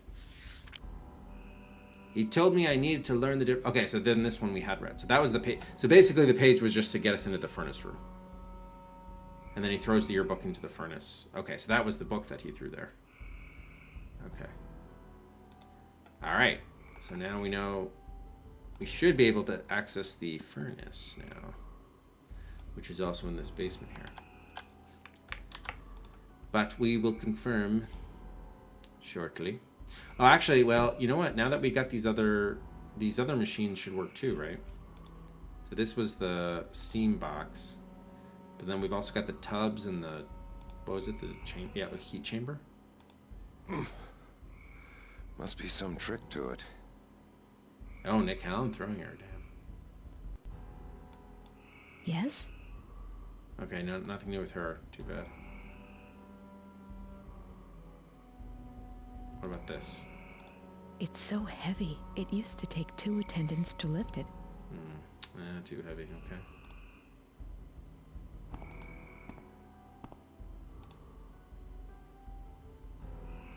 Alright, so furnace room. That should be further down the hallway. Maybe over here on the right? No, that's fever therapy. ECT, so it's this one on the end of the hall. Enter the furnace room. Victory is mine.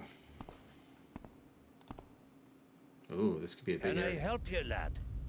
Oh, who are you? What are you doing here? I'm just an old Irishman who left home looking for a better life. It's true I didn't starve, but I'm not sure I found what I was looking for. Can we get your name? Tell me about the asylum. What do you think of it? 'Tis a hard place, lad. And there's not much difference between the people inside and the ones outside who are walking around breathing God's fresh air. And if I were one of those people, free and easy and doing what I pleased, it would scare me senseless to know that. True. Do you miss your job? Who keeps things running? Oh, the new lad. The one they have here now. He's doing fine. They'll not be missing old Seamus O'Rourke. Ah, thank you. Okay. So we have, he even gave us his full name. Thank you. Seamus O'Rourke. Irish, I don't know, should I call him the caretaker? In Ferna's room? What keeps you here? Why don't you leave? One day they'll come in and replace all this old machinery. Then it'll be time for me to move on. So the machinery keeps him here? Really? What about these lockers? They're old and abandoned, just like me. I see. Open them up. Don't go poking your nose where it doesn't belong. There's nothing in there that concerns you. Oh, I'll be the judge of that, sir. What about this generator? A temperamental old cow she is. She'd break down in an instant if you turn your back on her. Well, isn't it really like soccer hooligans, BDR? Equal opportunity from a nationality perspective. Turn it off. And how far do you think you'd get in this place with no power? Not very. Sawhorse. What is it? Epi peppy cat your no. Tickle tackle tack. You shall now begin to walk. I could build anything I could. Whatever they needed around here, I used to make it myself, right at this bench. Can you make me a cigarette lighter in the shape of a dragon? Stool. Many's the hour I rested my old bones there. Sit on the stool. Get along with you. Find your own place to sit down. Take the stool. Leave that be. I like it there. But I like it more in my inventory, sir. Hi. Welcome, Jesus. Is there anything over here? Oh, yes. We have some tooling here, perhaps. A bottle? Navel jelly. That'll take the rust off just about anything. Naval jelly, you say? Rusty. That's me old lightweight motor oil. It's amazing how long machines will work for you. All you have to do is take care of them. Motor oil, okay. Yeah, yes, I am talking to a ghost. Very good, yes. It only looks like clutter. I know where everything is. That's what they all say. Not buying it for an instant. Hooligan. Surname of a fictional rowdy Irish family. Okay, so it is Irish, not Scottish. In a music hall song of the 1890s. Oh, interesting. But this light bulb. I'm surprised at how little the light bulb has changed after all these years. Well, you should have waited an additional 20 years because they did change and ended up changing. Navel jelly. That'll take the rust. More naval jelly? Can. Different size washers. The plumbing in this building is atrocious. Not surprising. Roofing nails. Lord knows we went through enough of them. Finishing nails. I used them for smaller jobs. I see. It's just odd bits the new man found lying about and didn't want to throw away. Smart lad that. Waste not, want not. Smart. Oh, fuse. Those'd be your number 3 fuses. Industrial. We use them for most of the heavy equipment. Oh, yes, we're taking one of those for the freezer. Nice. Be careful with that now. Don't hurt yourself. I already have. I still want to know why I'm carrying around the dead one, but okay. I wonder how this thing works. I should have paid more attention in shop class. I mean, just Put it where the old socket was? It's just odd bits the new man found lying about and didn't want to throw away. Smart. Smart lad, that. Very Waste smart. Not, want not. Smart. I'm surprised at how little the light bulb... Okay, same thing. 10 penny nails. Good for knocking together 2x4s. 10 penny, eh? Broom. It's a kind thought, but you've more important things to do than cleaning up around here. Get along with you now. I don't know about that, Seamus. Cleaning's pretty important. Oil drum? Empty. We shut down the oil burner years ago. Ah. But you kept the drum. Pretty dim, eh? Malcolm never paid for a watt more than he needed. Pretty dim. Ooh, a door. They certainly don't make them like that anymore. True enough. Open the door. It's bolted shut. Touch the door. Hot. Oh, it's still running. I do have a wrench. Can we remove the bolts? Yes, we can. Now open the door. Oh, there's the cigarette lighter. Use the tongs. Use the tongs. Take the lighter. Ooh. Perhaps you were never aware, Oliver, that some items carry evil within themselves. Nonsense. So how is this running all this time with it Picking bolted up shut? That dragon lighter, for example, has caused you to fall under its fiery spell. Marilyn Wilson burned herself to death with it. Martha Ward used it to burn her house down. Even now, it is propelling you towards some unknown but no doubt searing fate. Oh. I wonder, Oliver, will you be able to take the heat? Is it death?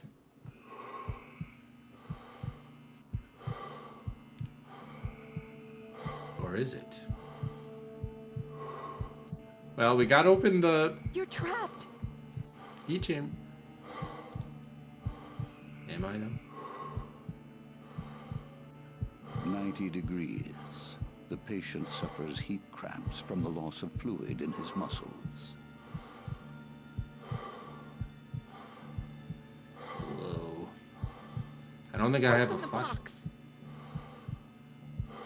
I'm trying. I can only The move. needle's going up. Can I ditch this? Wait. Oh wait, I do have this. Oh, there we go. Hey, turn it back on. Flick the lighter. As the temperature rises, Better dead blood than red. vessels near the surface of the skin dilate to increase heat loss. As the blood thickens, circulation becomes poor. The heart strains, and muscles fatigue. Do they really?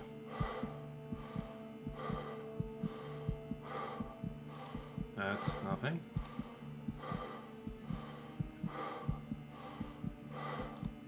The needle's in the red. You've got to get out of there. Jane, why don't you help me? Instead of Hurry. whispering sweet nothings in my ear. I thought people were in here for hours. We can't handle a couple minutes? Better dead than red. Can I cool the thermometer down? 5 degrees. Heat exhaustion. Oh, punch The holes body's through this. normal chemical reactions become impaired. As oxygen to the brain is reduced, the patient becomes dizzy and his breathing becomes labored. This is the level at which brain damage becomes a possibility. Yeah, we can't interact with any of this. Quick, before it's too late. I think I'll take the death, thank you. Do something. I am doing something. I'm listening to your caterwauling. Okay, we can't go down or up. 130 degrees. More than 10 seconds at this level will cook the patient's brain and cause heat stroke. The tongue shrivels. Vision grows dim. Yes, Oliver. Hearing deteriorates. Bloody cracks appear in the skin. Oh, the sheet. Use the sheet. Shortly. Has cooling properties. Circulate water. Something. Yeah, I can understand this could be triggering for people, it feels like, too. There doesn't appear to be, like... It's almost too late! I can't punch a hole in... Oh, no! Okay, well, I'll take the death, that's fine. Oh, so this must be one of those... You were made of sterner stuff, Oliver. Farewell. Goodbye. Yeah, so this must have been one of the time puzzles, the trap. Although you have not succeeded, everything you need to solve this puzzle is either in your inventory or in the room with you. Well, I think by the room they mean the the hot box or whatever. What is it called? Heat chamber. Would you like to get a hint, get the answer, or restore to the move before the puzzle starts? So we're going to restore. However, I will take that as a death. So the manual did say, like, there are no, like, hard dead ends. Wait a minute. That death counter should have updated. There it goes. Okay. So I think this is the closest to a death we can get, the way the game works. But they do allow you, fortunately, like, it's not like you have to restore a save. You can just, as we see here, restore the point. Okay. They also said in the manual that, just as they say here, you won't be confronted with one of these timed traps or puzzles unless you actually do have what you need to solve it. So we don't have to worry about going somewhere else to get something else before coming here. So it says you might think that you've been screwed or something like that, but quite the contrary. Basically, if you find yourself in this situation, it means you're making progress. So it's not like picking up the dragon lighter out of the furnace was the wrong thing to do. Is actually the very much right thing to do. So we know we're on the right track, in other words. Now we just have to figure out how to get out of there. Yeah, so no Walking Dead. Exactly right, BDR. Yeah. All right, so we have probably about 2 minutes. We did get the light on, so that was part of it. Oh, okay, actually. So before we actually get this, I do want to explore... Oh, we can talk to Seamus here? Can I help you, lad? Okay, that's the same thing. I did want to explore the back of the this furnace room. It's an old coal burner from before I was born. You'll never be master of it, lad, but if you respect it, it'll take care of you. Fair enough. What if we try to take it with our bare hands without using the tongs? Don't be daft, man. You'd lose your arm. I already have lost my arm. It was the old man put it in there. I could see from the look in his eye he was up to no good. Ah, okay, so that's a bit of good information. So confirmation it was our dad, Oliver, or not Oliver, Malcolm Metcalf. There's heat enough in there for all the hearths in Galway. Put out the fire. It's not that easy, lad. You can't just douse a fire like that. You need to cut off the coal and shut down the dampers. Even then, it'd be a full day before it died down. Yeah, okay, fair enough. Alright, so let's...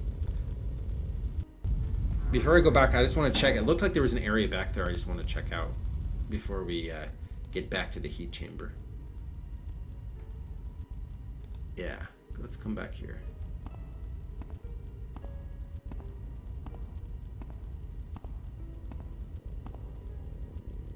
Oh, this is a strange area to be. Okay, pipes.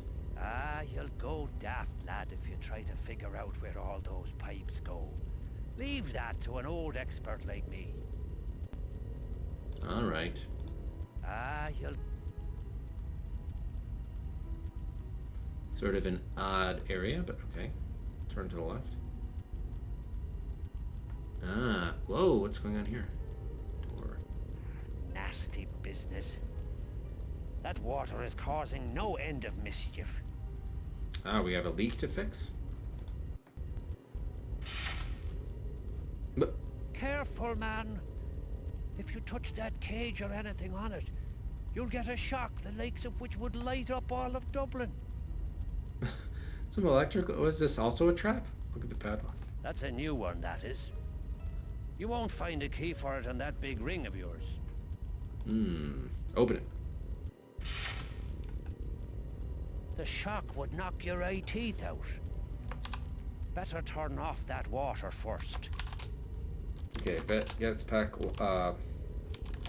locked cage, I guess I'll call it. And then stop leak. Alright, so where's the leak? But isn't the leak in that room? It looks like it is. Huh. I can't go up.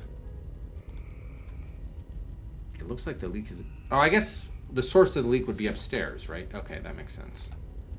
So... Oh, you know what? It's coming from the freezer. Okay. So, if we restore the fuse, that should take care of... Stop that leak, I would think. Maybe. Probably. Hardly enough hot water to do the dishes. But Malcolm wouldn't permit me to put in more capacity. Cold showers are good for the patients, he used to say. Really? But that's the main sewage pipe. You don't want to be around when that backs up. Oh, I think I do. I'd love to be there to see that. Old reliable, that one. Not like that sow of a generator. Ah, the boiler, okay.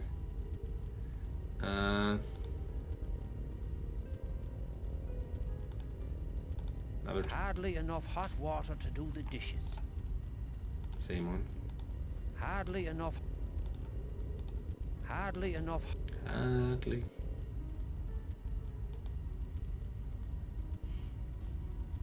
Okay, got it.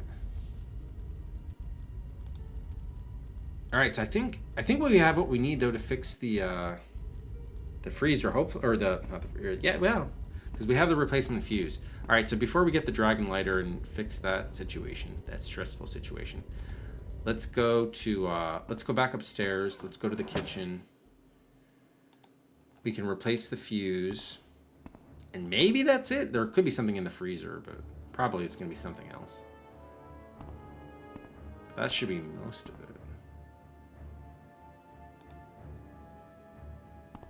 And so the weird thing about the heat chamber, I mean, obviously we got the lights on, but there's a thermometer, and that seemed to be the only hot spot, right? Everything else was we couldn't really interact with, strangely enough.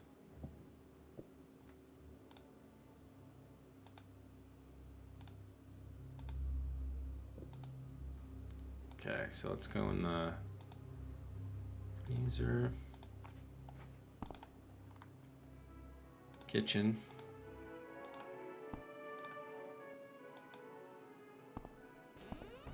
Okay, so let's get the right fuse. Oh, I have to open the box first, I think. Yep.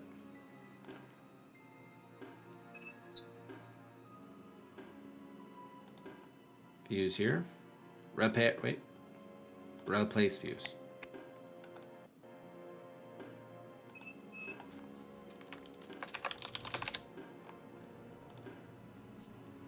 Excellent. Look at box now. Seems fine now. Nice. Can we still open this or not? Field freezer. That got cold in a hurry. Yeah. I see it's starting to frost. Can we open it? Doesn't budge. Damn. All right. Well, at least we partially fixed it. So we still need to open the freezer, maybe.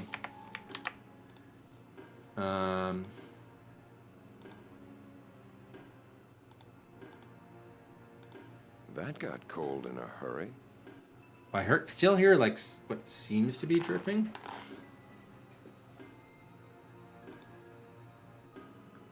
So maybe that fixed it. All right, we haven't gotten a save in a long time. Let's get a save.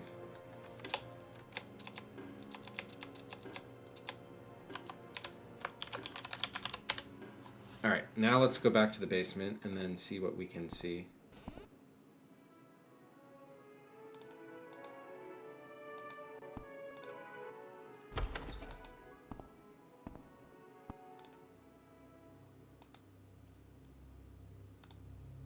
Anything new with Mel? Yes, Oliver. No. Yes, Oliver. So, who can we talk to? Malcolm, Marilyn, Jane, and Seamus. So 4 people so far.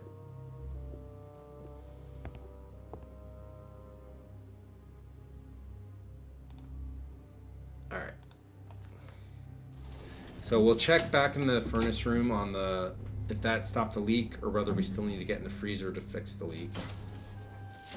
Because maybe just the remaining water dripped out. But if that doesn't work, then we'll grab the lighter and deal with the heat chamber situation.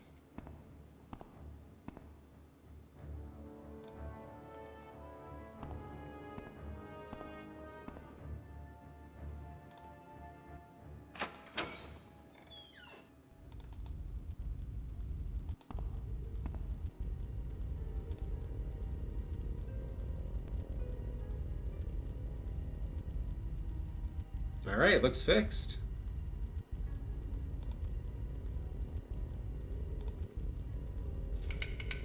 Okay, we still need to get through the lock, but at least we fixed the leak. Damn, nice. So it's possible we never actually go into the freezer. Possible. That's a new one, that is. You won't find a key for it on that big ring of yours. Indeed not. You'll need more than your bare hands for that. I should think so. Can we pick the lock with these skewers? No. A curved knife? Ideally we get like bolt cutters or something, but... Yo, there's nothing. Wrench it. No. Alright, so likely we don't have what we need, but try with the key ring anyway. No. Oh, unlock padlock? He tried. Sorry, lad. Old keys won't open a new lock. But he actually tried, unlike the other rooms where he's like, oh, I don't know what key would it be. Use the nutcracker to chomp down on the padlock. Alright, yeah, no. Alright, so we don't have what we need for this yet. Fair enough. Good. Alright, well, we made progress with that. Alright, so let's go back to the furnace. We'll prepare for the lighter stuff. So, we actually just need to get open cage padlock.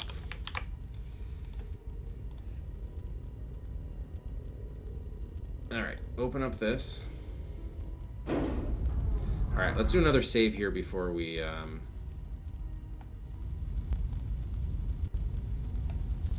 So to me, I'm trying to think.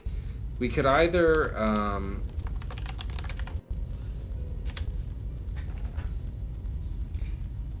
We either have to do something with a thermometer, which doesn't seem likely to me. I mean, what is their mercury? How's that going to help us get out? It's really just a measurement.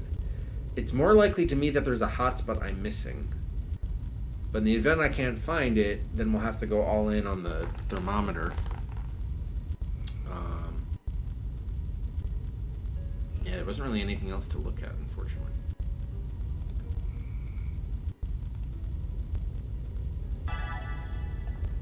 Perhaps you were never aware, Oliver, that some items carry evil within themselves. I was not aware. Merely picking up that dragon lighter, for example, has caused you to fall under its fiery spell. Marilyn Wilson burned herself to death with it. Martha Ward used it to burn her house down. Martha Even Ward. now, it is propelling you towards some unknown but no doubt searing fate. I wonder, Oliver, will you be able to take the heat? Alright.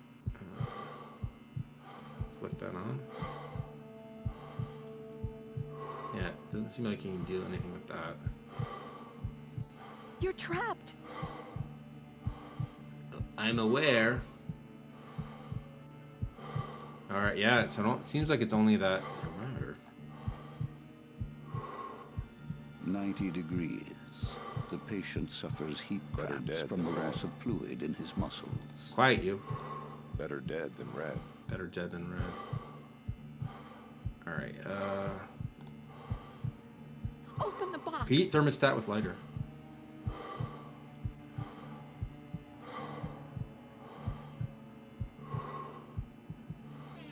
auto opens because it thinks it's nice. Very clever, Oliver. Well done. Thank you. I appreciate it. All right. The furnace has been conquered. Or not the furnace, the heat chamber. So now we have the lighter back. We also got he said Martha will. So Marilyn Wilson killed herself. Did anyone catch what he said about how? Did she drown herself? I can't. I'm wondering, like, on our way to the heat chamber in that cutscene, did anyone catch what he said about Marilyn Wilson? I also got the name Martha Ward. Now, there was Martha Wilson, which is younger sister, but I guess this is a different Martha, who was another patient, so I figured we could look her name up in the computer, patient records. Burned her house down, apparently. So, I guess we did get the heat chamber open, technically, not in the way I thought it would be. Oh, and we got the steam box, so that's good there. So it looks like the only machine we haven't used here would be the tubs. Oh, she burned herself to death. Damn. Ugh. Thank you, Peter. Yeah. Grisly way to go. Must be some trick to it. Well, wasn't much in there we needed. I'll say that much. Any update with Jane? Yes? No. All right. So I guess we go back up to Marilyn's room and have a conference about her self-immolation. I thought Martha burned her house down.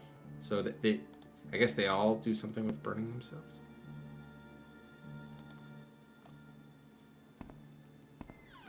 Yeah, so this is the first bit. Well, I shouldn't say first, but obviously there was a whole notion about the ghosts here.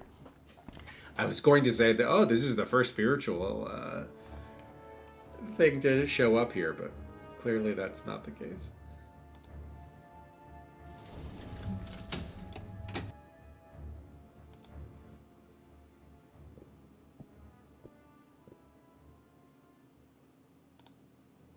Men's wing.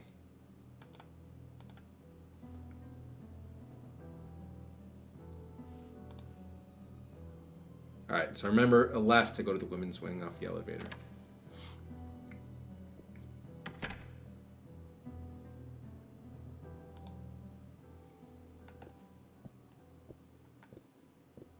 Okay,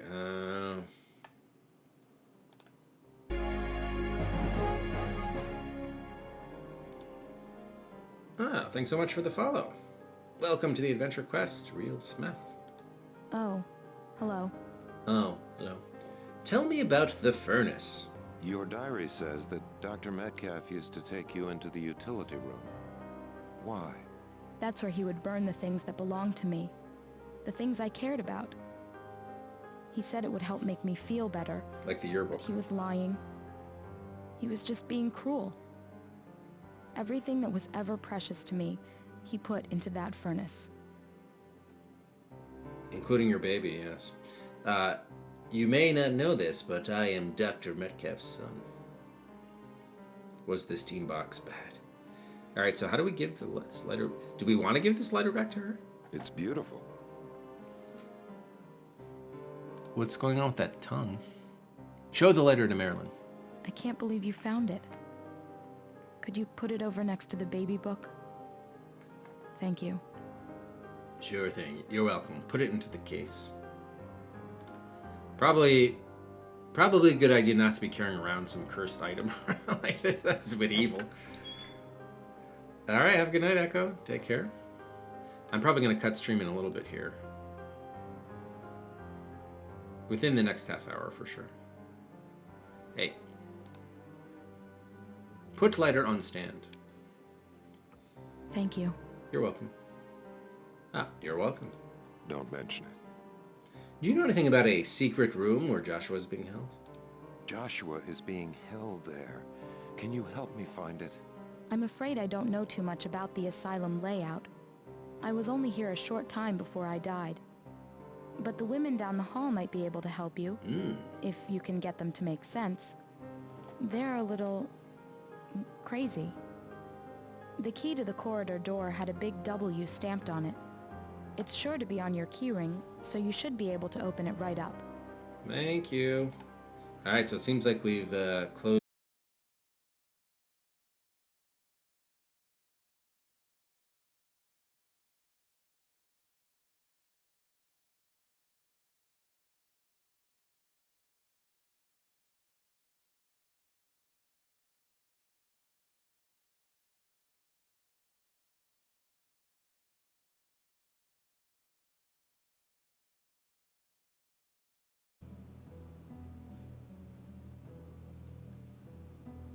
All right, well, it should be back now. Hi, hi, hi.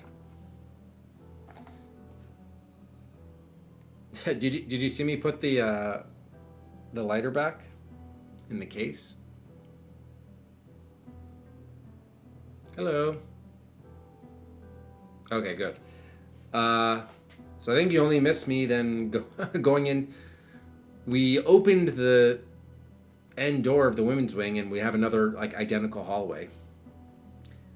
So I just saved it as women's wing 2.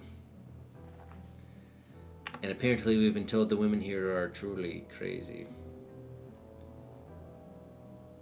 Okay, it looks like we can go in that room here.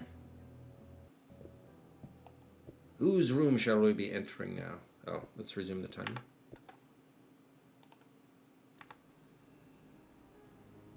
Are there bad guys here, Dad? Nope, no bad guys. Yes, there are. I love you, Dad. I love you too, Josh.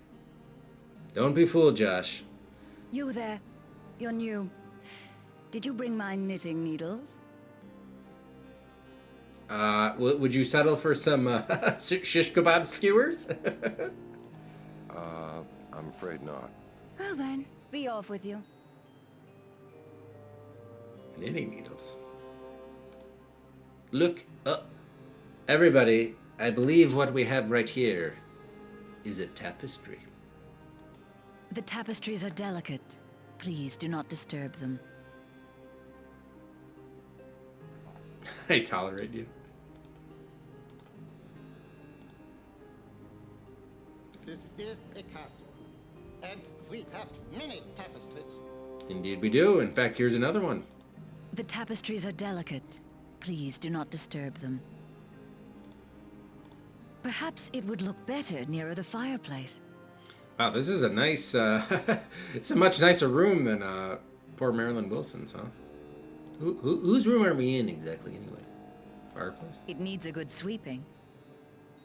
Well, I would have brought the broom, but Seamus wouldn't let me take it. You may leave them alone. I shall retire later. Ceiling. What are you looking up there for? There's work to be done. Oh, I like your latticed raftered work. It has not been polished in weeks. I'm here to help with that.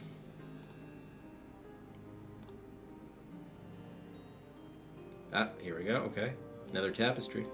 The tapestries are delicate. Please do not disturb them. I'm sure there's something hiding behind one of them.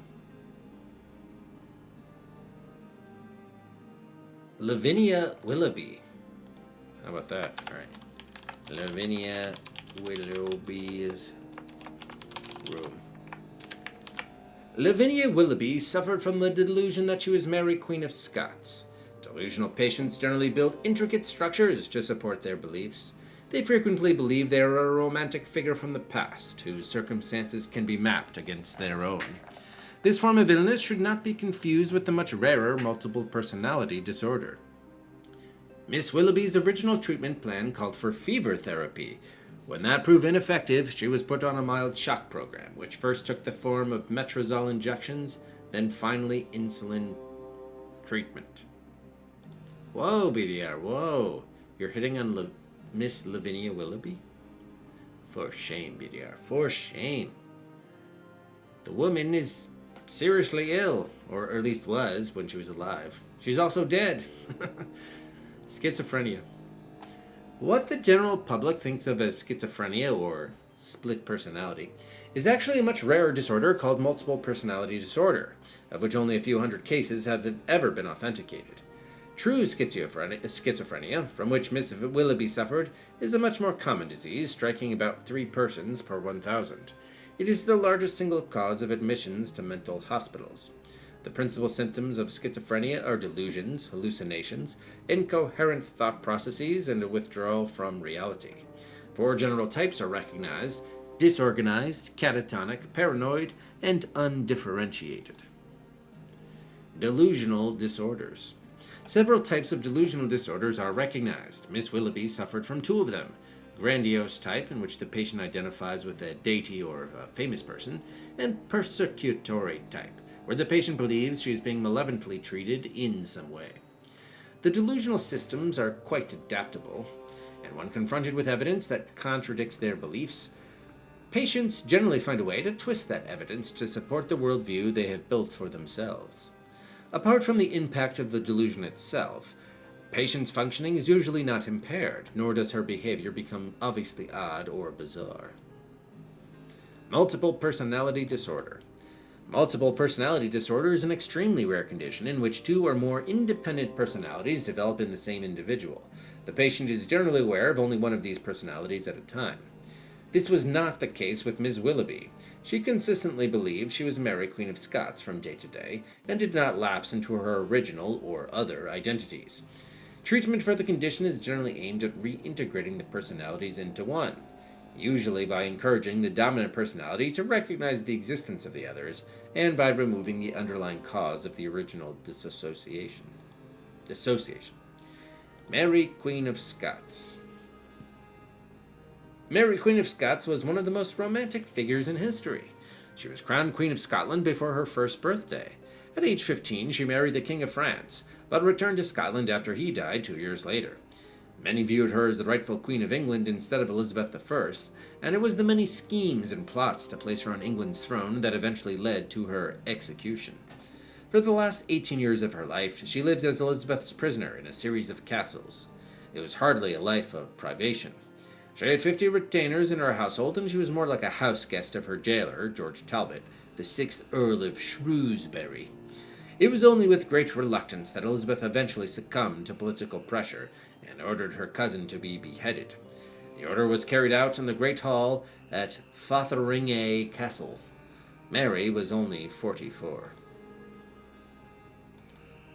All right, Lavinia Willoughby. This is the room of Lavinia Willoughby, whom the staff called Vi. She was severely delusional and believed she was Mary, Queen of Scots. Her family indulged her in this delusion and paid for the special furnishings you see here. Interesting. Ms. Willoughby was an accomplished seamstress, embroiderer, and weaver, as witnessed by the beautiful tapestries around the wall and the exquisite handkerchief you see here. All right, so it seems like just as we found the lighter for Marilyn Wilson, we have to find the knitting needles. Is that how did she also commit suicide by like stabbing herself with them or something like that? Oh God.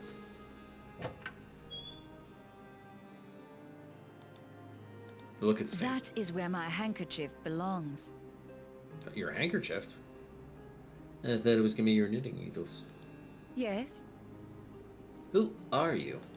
I don't believe we've been introduced. Such impertinence in a servant. I shall have Sir George reprimand you. She doesn't have much of a Scottish accent, I'll say that much. Sir George Talbot? Who's he?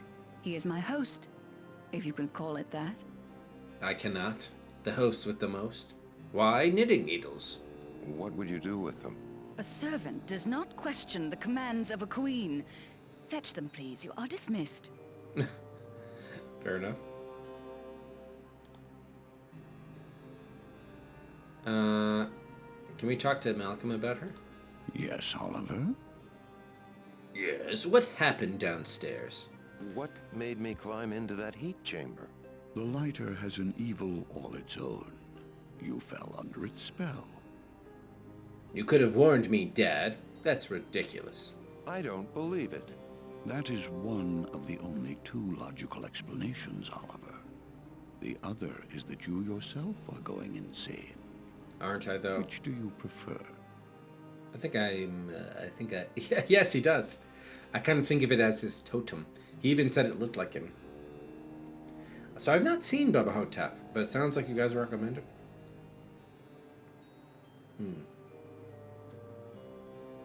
You can't be real. I must have set these traps for myself. It is curious that you never seem to be in so much trouble that you can't get out. It's almost as if it has been managed that way. That sounds like as if we've already been through 4 or 5, but we've only been through 1. Oh, feels like that should have been said later in the game. Alright, yeah, is that the one with, like, the Elvis impersonator or something? I think I know the box art for... Or not the box art, the movie poster. What was that, from 2001, circa? Alright, so it seems like we gotta go that way.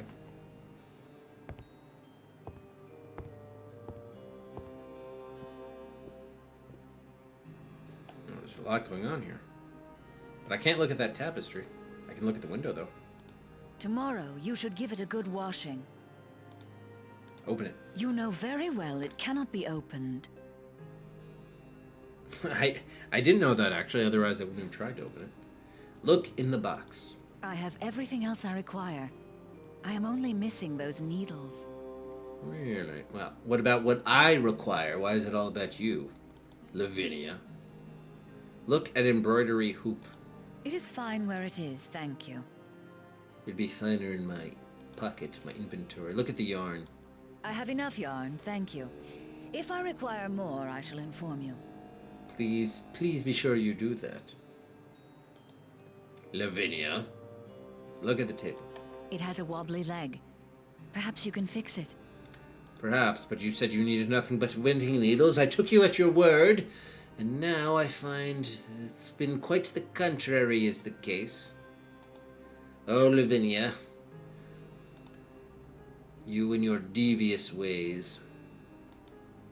Inkpot. The items on the desk are private and do not concern you. Oh, they concern me. I am concerned for your mental faculties. The items on the desk are private. Afraid I might learn more than I should. Look at the tapestry. The tapestries are delicate. Please do not disturb them.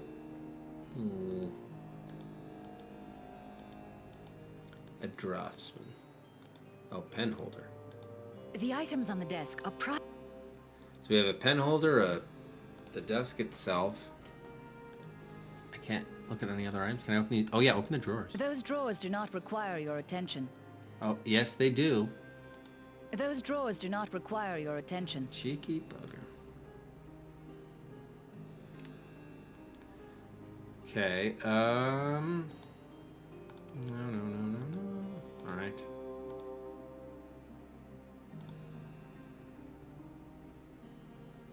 Your bed. You may leave it alone. I am not yet ready to retire. Alright, so put yourself in 2025 now. Let's say this woman got institutionalized or hospitalized now. How much do you think it would run to pay the hospital to equip her room? First of all, it's a massive room. But how much do you think it would actually cost to, like, have it built in this fashion? Get in the bed with Lavinia. Don't be impertinent. Oh, I'm impertinent, all right. If BDR can be impertinent, certainly I can. Don't be impertinent. Good use of the word impertinent, though, I must say. What'd she say about look? You may leave it alone. I am not yet ready to retire. I see. Shall I draw your bed for you? When you are ready to retire? Can't look at the pillows. Wait, what? What happened to the fourth? Oh, weird. So there's only 3? I don't understand what happened to the fourth thing. Yes, Oliver? Okay, nothing new there. Why can't I see the fourth direction? I guess it just flies right by it. So how do I get out of here? How do I get out of this view? I guess I have to go to the here and then go back. No. What's also going here? Is she's getting handsy with this guy? Very handsy. Is this? It feels like that might be bugged. When I turn left here, maybe. Because it's not very responsive, and then it throws me here.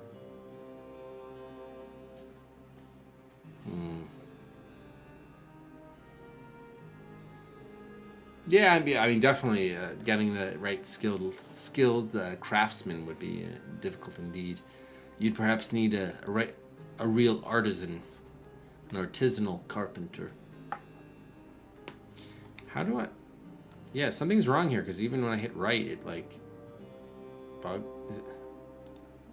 feels like this is bugged out a little bit here. I don't know. I can't look at these symbols. How do I get out of the room? Yeah, because the first time I click on it, nothing happens. I think it's bugged.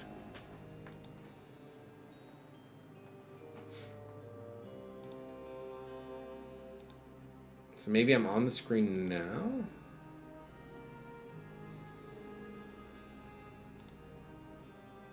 Yes, it is bugged. So now it actually took me to the proper bed screen. Bizarre. Is this like a well-known bug, maybe? Problem is I can't interact with anything. But if I hit right, it'll go take me back there. Wow. So let's try it from the other side. It's probably much the same. Too bad that's not available as a workaround. Damn.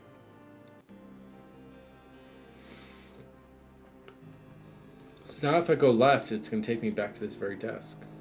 Crap. Well, now it seems like this might be a soft lock. The tapestries are delicate. Please do not disturb them. It's not a game design issue, it's like a technical issue. I can't look at anything in the... I guess this is the fireplace area? Apparently I have disturbed the tapestry, and I've incurred their wrath for now. The game has locked me. You think I've succeeded in going to bed? I mean, I'm actually going to have to go to bed shortly, but... when was our last load? And we have many tapestries.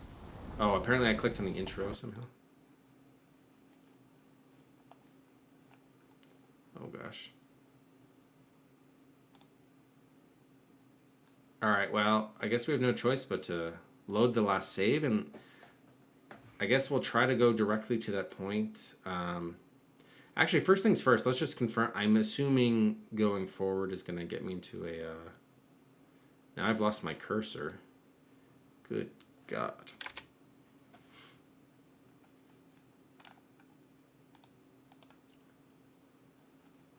Boom. I am Mickey Mouse.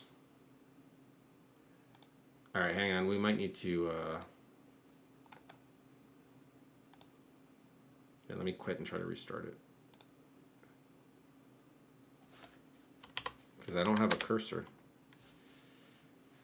Let alone that scene we need.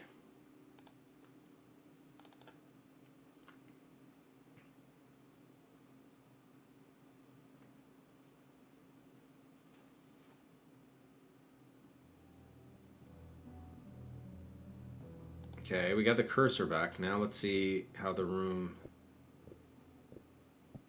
If we can navigate that way.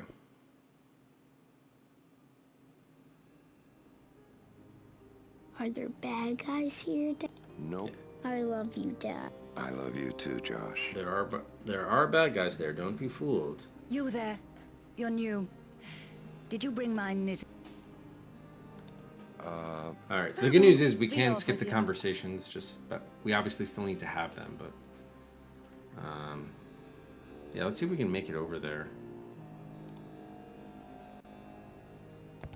If not, we'll have to figure out what to do instead. But oh, okay, good. So it was just a temporary glitch. Thank goodness. Good. The tapestries are delicate. You're delicate. Perhaps it would look better. Okay, so this just takes me back to the... hopefully that area. Okay. You may leave it alone. Don't be impertinent. So I'm just trying to repeat the other things just so we get credit for doing this stuff. I have everything else. It has a wobbly leg. I have enough yarn, thank you. Thank you. Tomorrow, you should... You know very well. I know very well indeed. The items on the desk are Pen holder. The items on the desk are Those drawers do not require... Okay,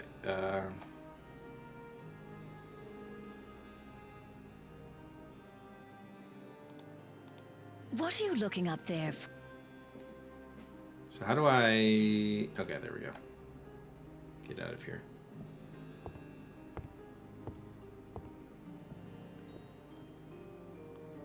Alright, let me look at the case to get credit for that. So we have to trigger those conversations. That is where my handkerchief... Ms. Willoughby, what... This is the room of Lavinia Willoughby. Yes? Yes. I don't believe we... Such impertinence. Who's he? He is my host. Who's he? He... What would you do with them? A servant does not question the...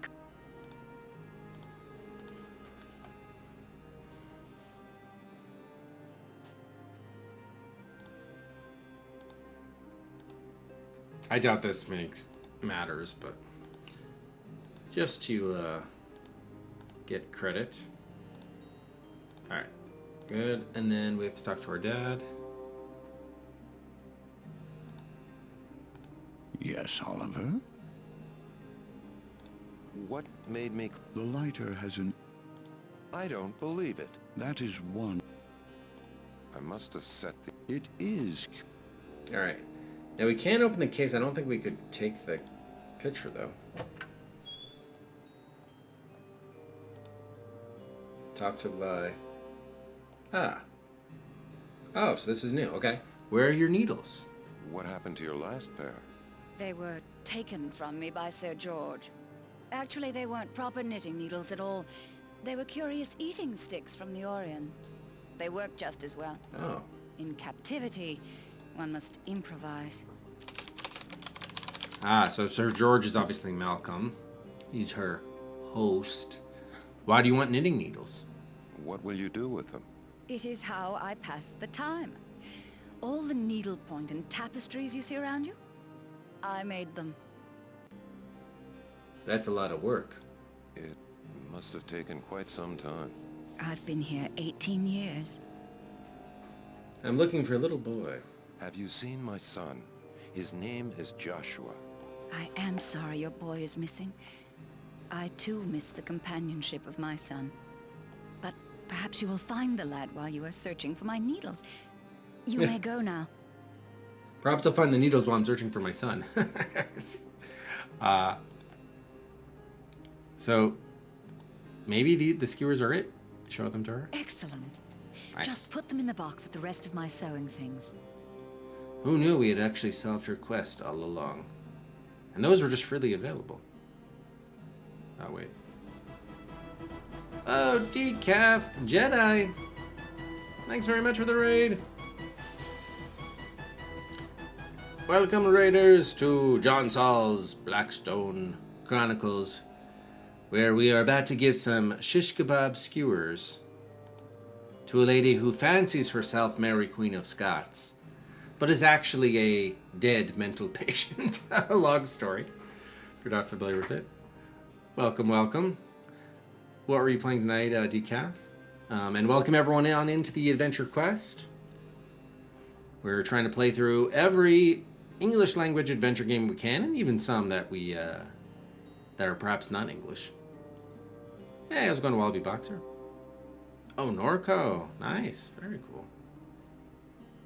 Oh, did the Knicks win tonight? What was it? Game 4? Maybe? 3 or 4? I'm not sure. Show these to Vi. Oh, no. She said to put them here, didn't she? Wait a minute. Where did she say? Excellent. Just put them in the box with the rest of my sewing things. Oh, you eat the box with your sewing things. Fair enough. Okay. Wow, another fourth quarter comeback. Amazing. Yeah, so we're about to sign off here in a few minutes. Actually, this might be a good... since Jess was so kind to rate us, we might go a few more minutes here. But it looks like we're going to perhaps wrap up Lavinia Willoughby's quest here. At last. At last. You are more than a servant. You are a friend.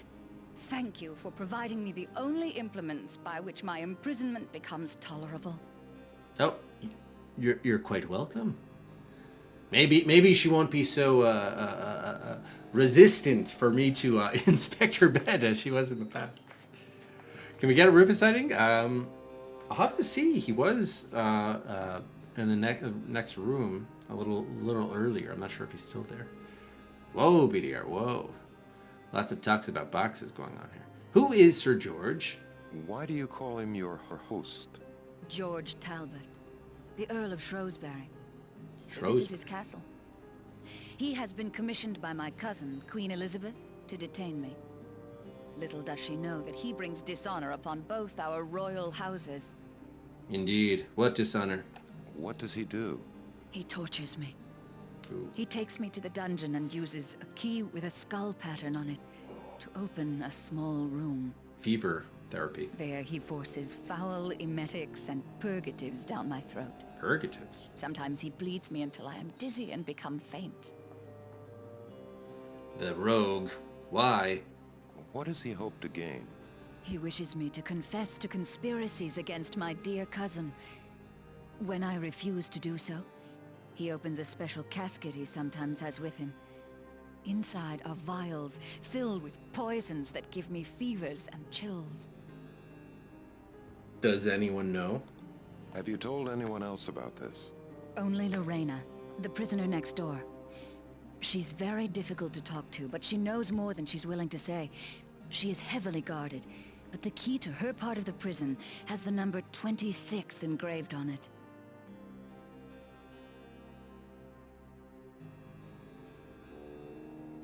Interesting. So we don't know her last name either, but we're getting some names here, which is good. Did I not add Lavinia Willoughby's name here? I thought I had. Apparently I did not. Okay. Lavinia Willoughby, Mary, Queen of Scots. All right. What do you need? Is there anything I can do to help? It is all a horrible misunderstanding. My cousin thinks I plot with the King of Spain against her. If only I could write to her and send a token of my affection, she would realize how wrong she is. But you can, if only you would give us those shish kebab skewers back. Why can't you write to her? Can't you get her a message? To do so, I need a pen and some ink, both of which are currently denied me. Well, maybe I could procure them for you. What kind of token? It sounds as if you have something particular in mind. I have embroidered a special handkerchief for her. It is the finest craftsmanship, and it has the letter R worked into the corner. Oh, we also have to get her a handkerchief? Oh. And now you can't find it? Alas, Sir George has stolen it from me. I suspect he has hidden it within his casket of poisons. But where that may be, I have no idea. So that's probably in the fever room? Okay. The casket of poisons. Yeah, it's probably going to be in the fever room then. Why the letter R? Elizabeth doesn't begin with R. I forget you are a servant, unschooled in Latin. R is for Regina, which means queen. True, true. Isn't that also in, is it in, no, not Alberta. Manitoba. Anyway, I'm too tired to remember which Canadian province it's in. Somewhere in the Western Canada. Can you help me find my son? I must find him before dawn. Just as you aid me, so shall I aid you. Oh, thank you. If you actually do. All right, so clearly our next destination is going to be the fever dream place, the fever therapy. Anything new with Malcolm? Yes, Oh, Saskatchewan. Thank you, Flaos. Thank you. Okay, no, nothing there. Knitting box. So probably we don't need to do the pen ink. She's cluing us to the handkerchief. And then Lorena, the other patient, I'm guessing is in that locked door there. So let me give we hoot out to Cedric for giving the knitting needles. Oh, good. I have many random Canadian needs quite frequently, so that will be of That great key opens use. it right up. Wait. Isn't this... I'm assuming this is... Oh my god. Oh no, this is a totally new room. Alright, we're not ready for this yet. So this is Lorena. I went the wrong way. Shoot. Freddy's tired, Dad. Maybe he can take a nap, Josh. It's way past his bedtime. He told me he's too scared to sleep. Past mine, too. I'm scared, too. I know, Josh, but everything will be okay. I'll be there as soon as I can. Yeah, I turned the wrong way. Alright, so this Are must... you one of Malcolm's spies? Yes. Go away. Alright, so this is Lorena. I'm hoping her last name isn't Bobbitt. We'll find out about this later. Alright, let's go back. So, it looks like we did unlock the next door in that hallway, though, so that's good news. How did we even get the right key? Did Lavinia Willoughby tell us that? The right key? I know she described the key to open up the fever room.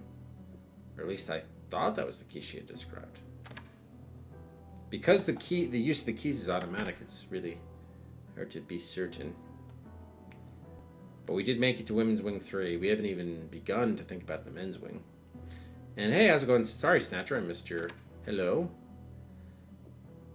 You're traveling, you missed the first couple streams. Well, in fact, you haven't, Snatcher. This is the second stream. It took a bit of getting used to, like, a little bit how it works, but now... Once we figured out how it works, primarily with, like, navigating and, like, hotspots and so forth, it's been relatively smooth sailing since that point. Also, I think it didn't help me last night. I was pretty tired, and I missed, like, 3 or 4 freely available items in the first tour of the asylum. Right. So if memory serves, this is the fever room? Yeah, fever therapy. We're in. Oh, the key with 23. I think she said 26. Okay. Yeah, you're right. Got it. I'd offer you a chair, son, but I don't think you'd want it. The name's Nick. Nick, okay. So this is fever therapy, dude? Alright, hang on. Let's get a save here.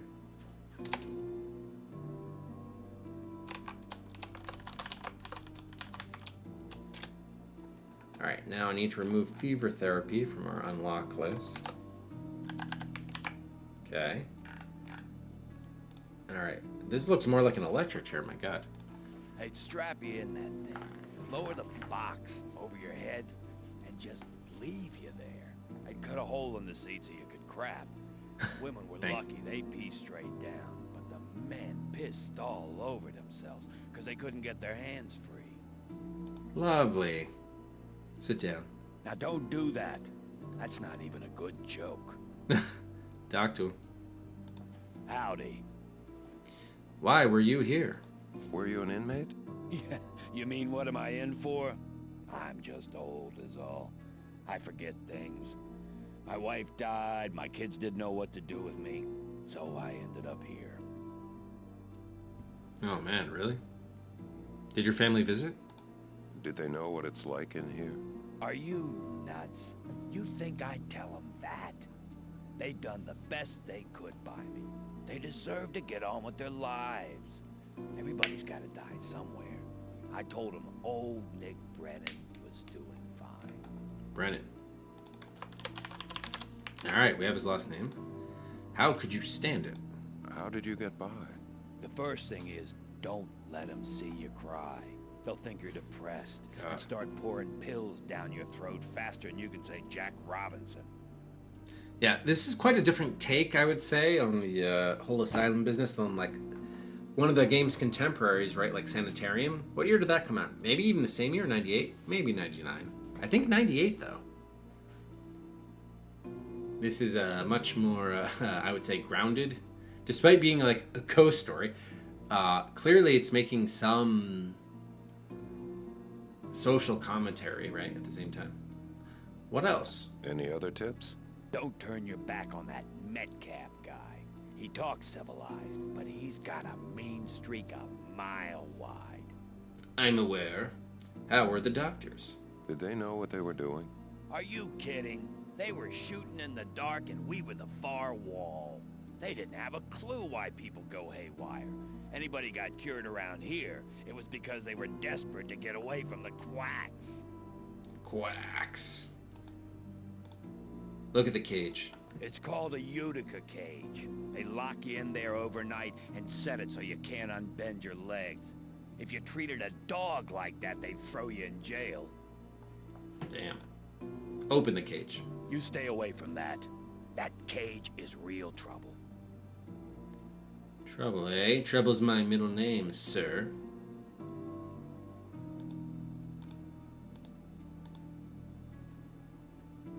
Okay. Ah, here's the exhibit.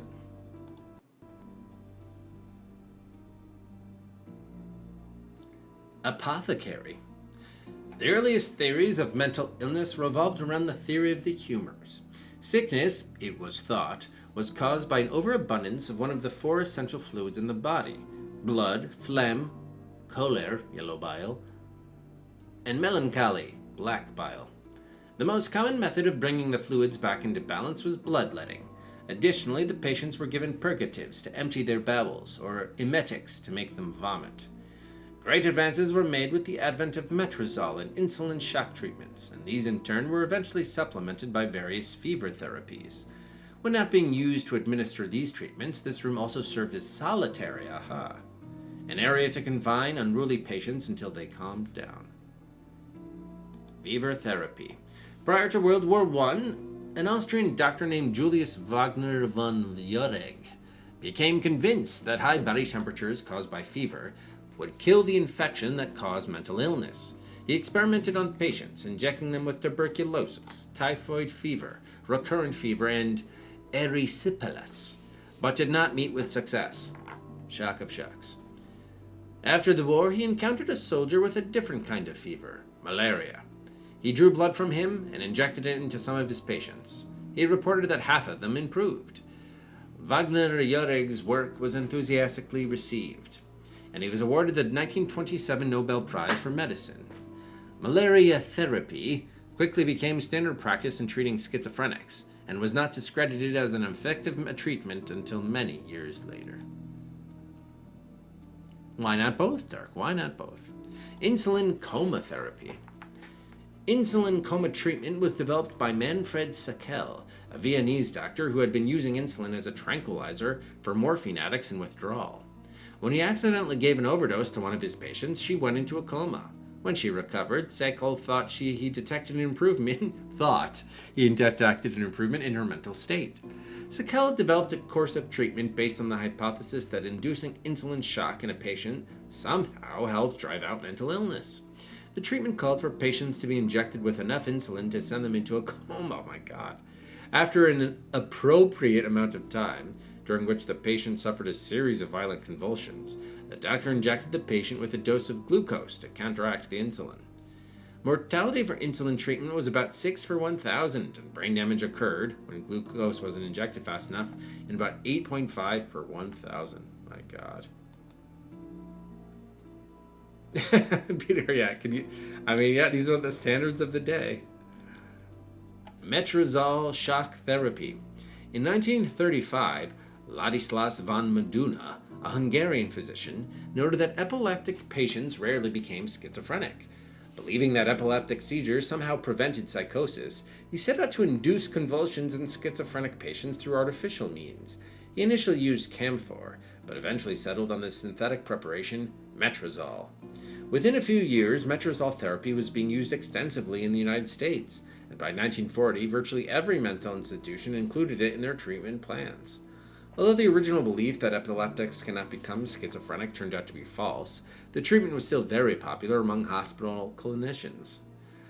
The major drawback to the therapy were the injuries that accompanied the violent convulsions, mostly fractures of the femur, arm, scapula, spine, and jaw. Also, the cure rate proved to be roughly identical to the rate of spontaneous recovery, i.e. people who got better without treatment. Oh God, of course. Oh boy. Break your leg. So is this like a... Oh geez, is this a syringe? Glisters were used by the medical staff to evacuate the bowels of the patients. Oh, even worse. That's a polite way of saying they stuck it up your behind and squeezed. Yeah, I got that, thank you. Lancets and scarificators were used to bleed the patients.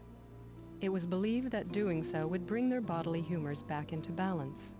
Bull hockey. They did it to keep us weak so we couldn't fight back. All right, I think he's the first guy that's actually replied or reacted to the museum voice, exhibit voice. I love that. That's a great touch. Can we take some emetics? Oh, Glister, take that. Trust me, son. There ain't a damn thing good you can do with that. I could think of a couple. Of all the contraptions ever invented to stick inside a body, that was the most painful. If them doctors was ever to use one of them things on themselves, they would have invented something new the next day. Oh, God. Lancets? Oh, they knew more ways to cut a body open than a dog has fleas. Take the lancets. You leave those be. Enough people have been hurt with them already. What are these? So that includes the little light bulby things? Okay, interesting. Look at the case. That's their version. You want to know what really happened? Talk to me. I have. Alright, does that unlock anything new with Malcolm? Yes, Oliver? No, it does not. Alright, this is the way we came in.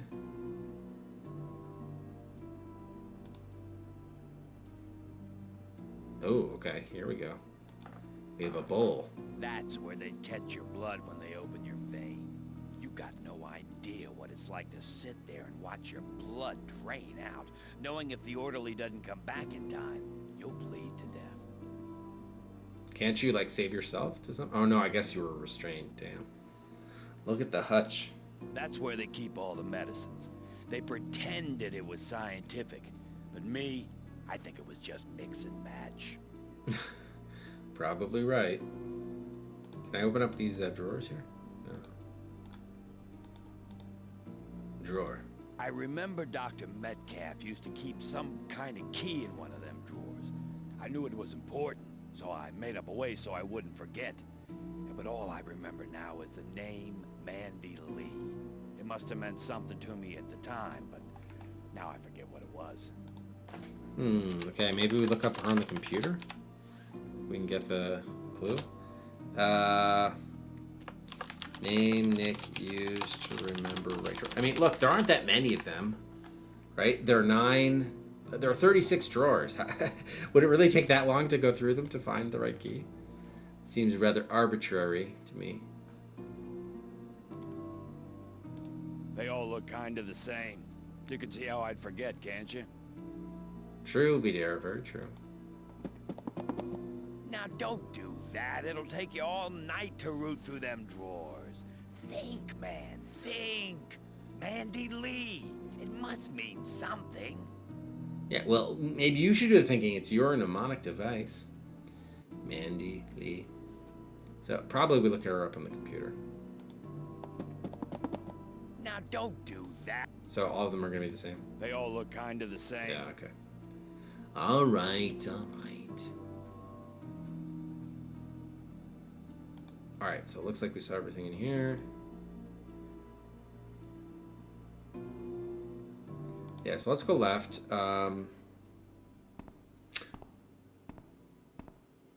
So we could either go to the Lorena's room, but that to me is gonna like strike up a whole new like line of stuff to do.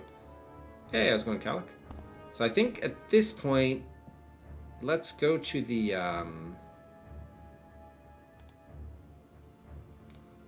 let's go to the office back on the computer. Look up Mandy Lee and also the other names new names we've had since we were last there.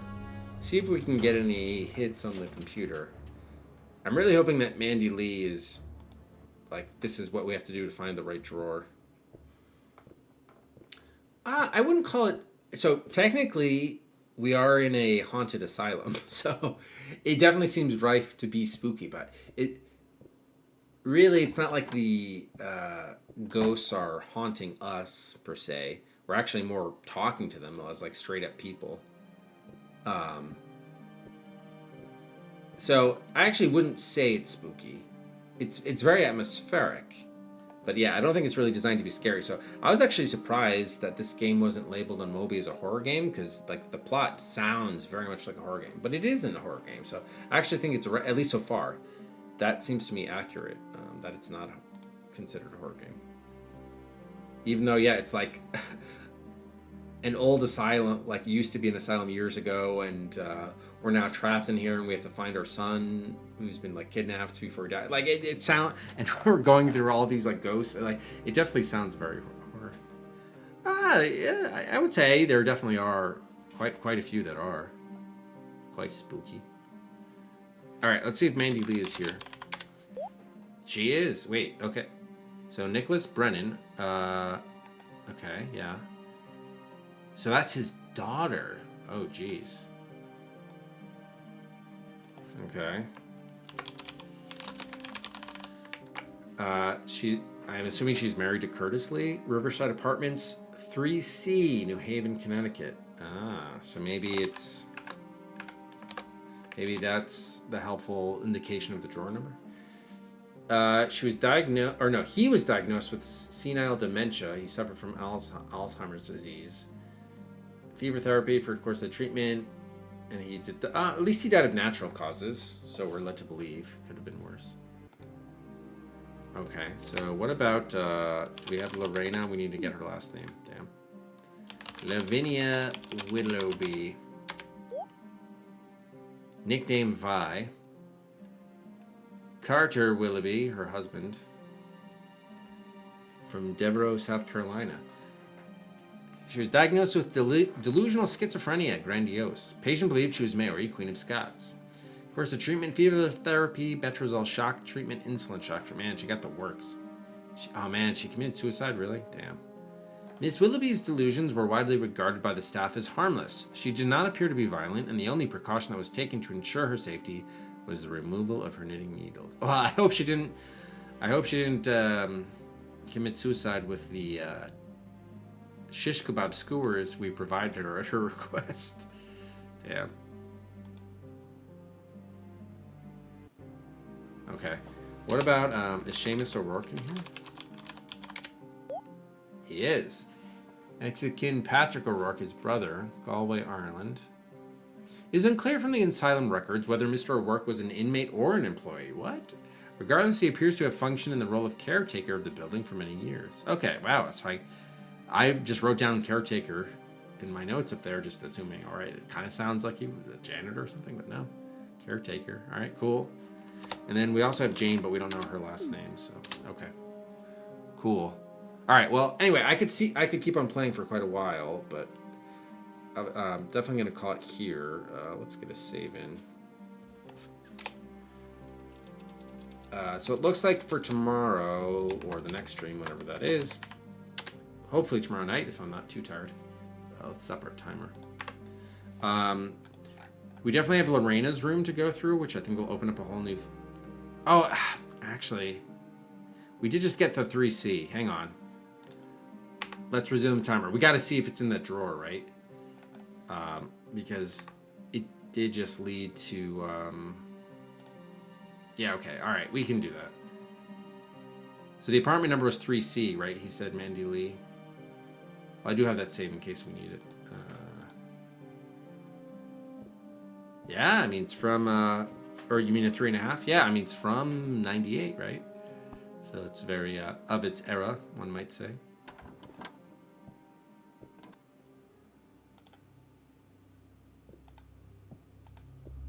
So 3C. The question is, how do we... So obviously it could be the third drawer, maybe if it's ABC, right to left, or left to right. Something like that. Not sure. All right. One up. Over. I think it was to the right of this. So maybe it's like ABC number 3. I mean, this is kind of... I guess that's not the one. You sure you know what you're doing? Not really, but... I mean... Nothing here is like there's no labeled with like letters or numbers, so I'm kind of a little bit of a loss. So it could be third row, like ABC, like this. Yes, apparently so. That's it. Now I remember. How could I forget my own daughter's address? How could you forget that she was your daughter? Is the other. Well, I guess if he actually had dementia, that would explain it. He also doesn't sound that old, you know. Minor quibble on the voice acting. It's too small to fit on the ring. No wonder he had to hide it. Right. What was what did this key open again? Is this the cage padlock, or wait a minute? Oh, we took care of the stuck pages in her diary, and we found the missing cigarette lighter. That's done.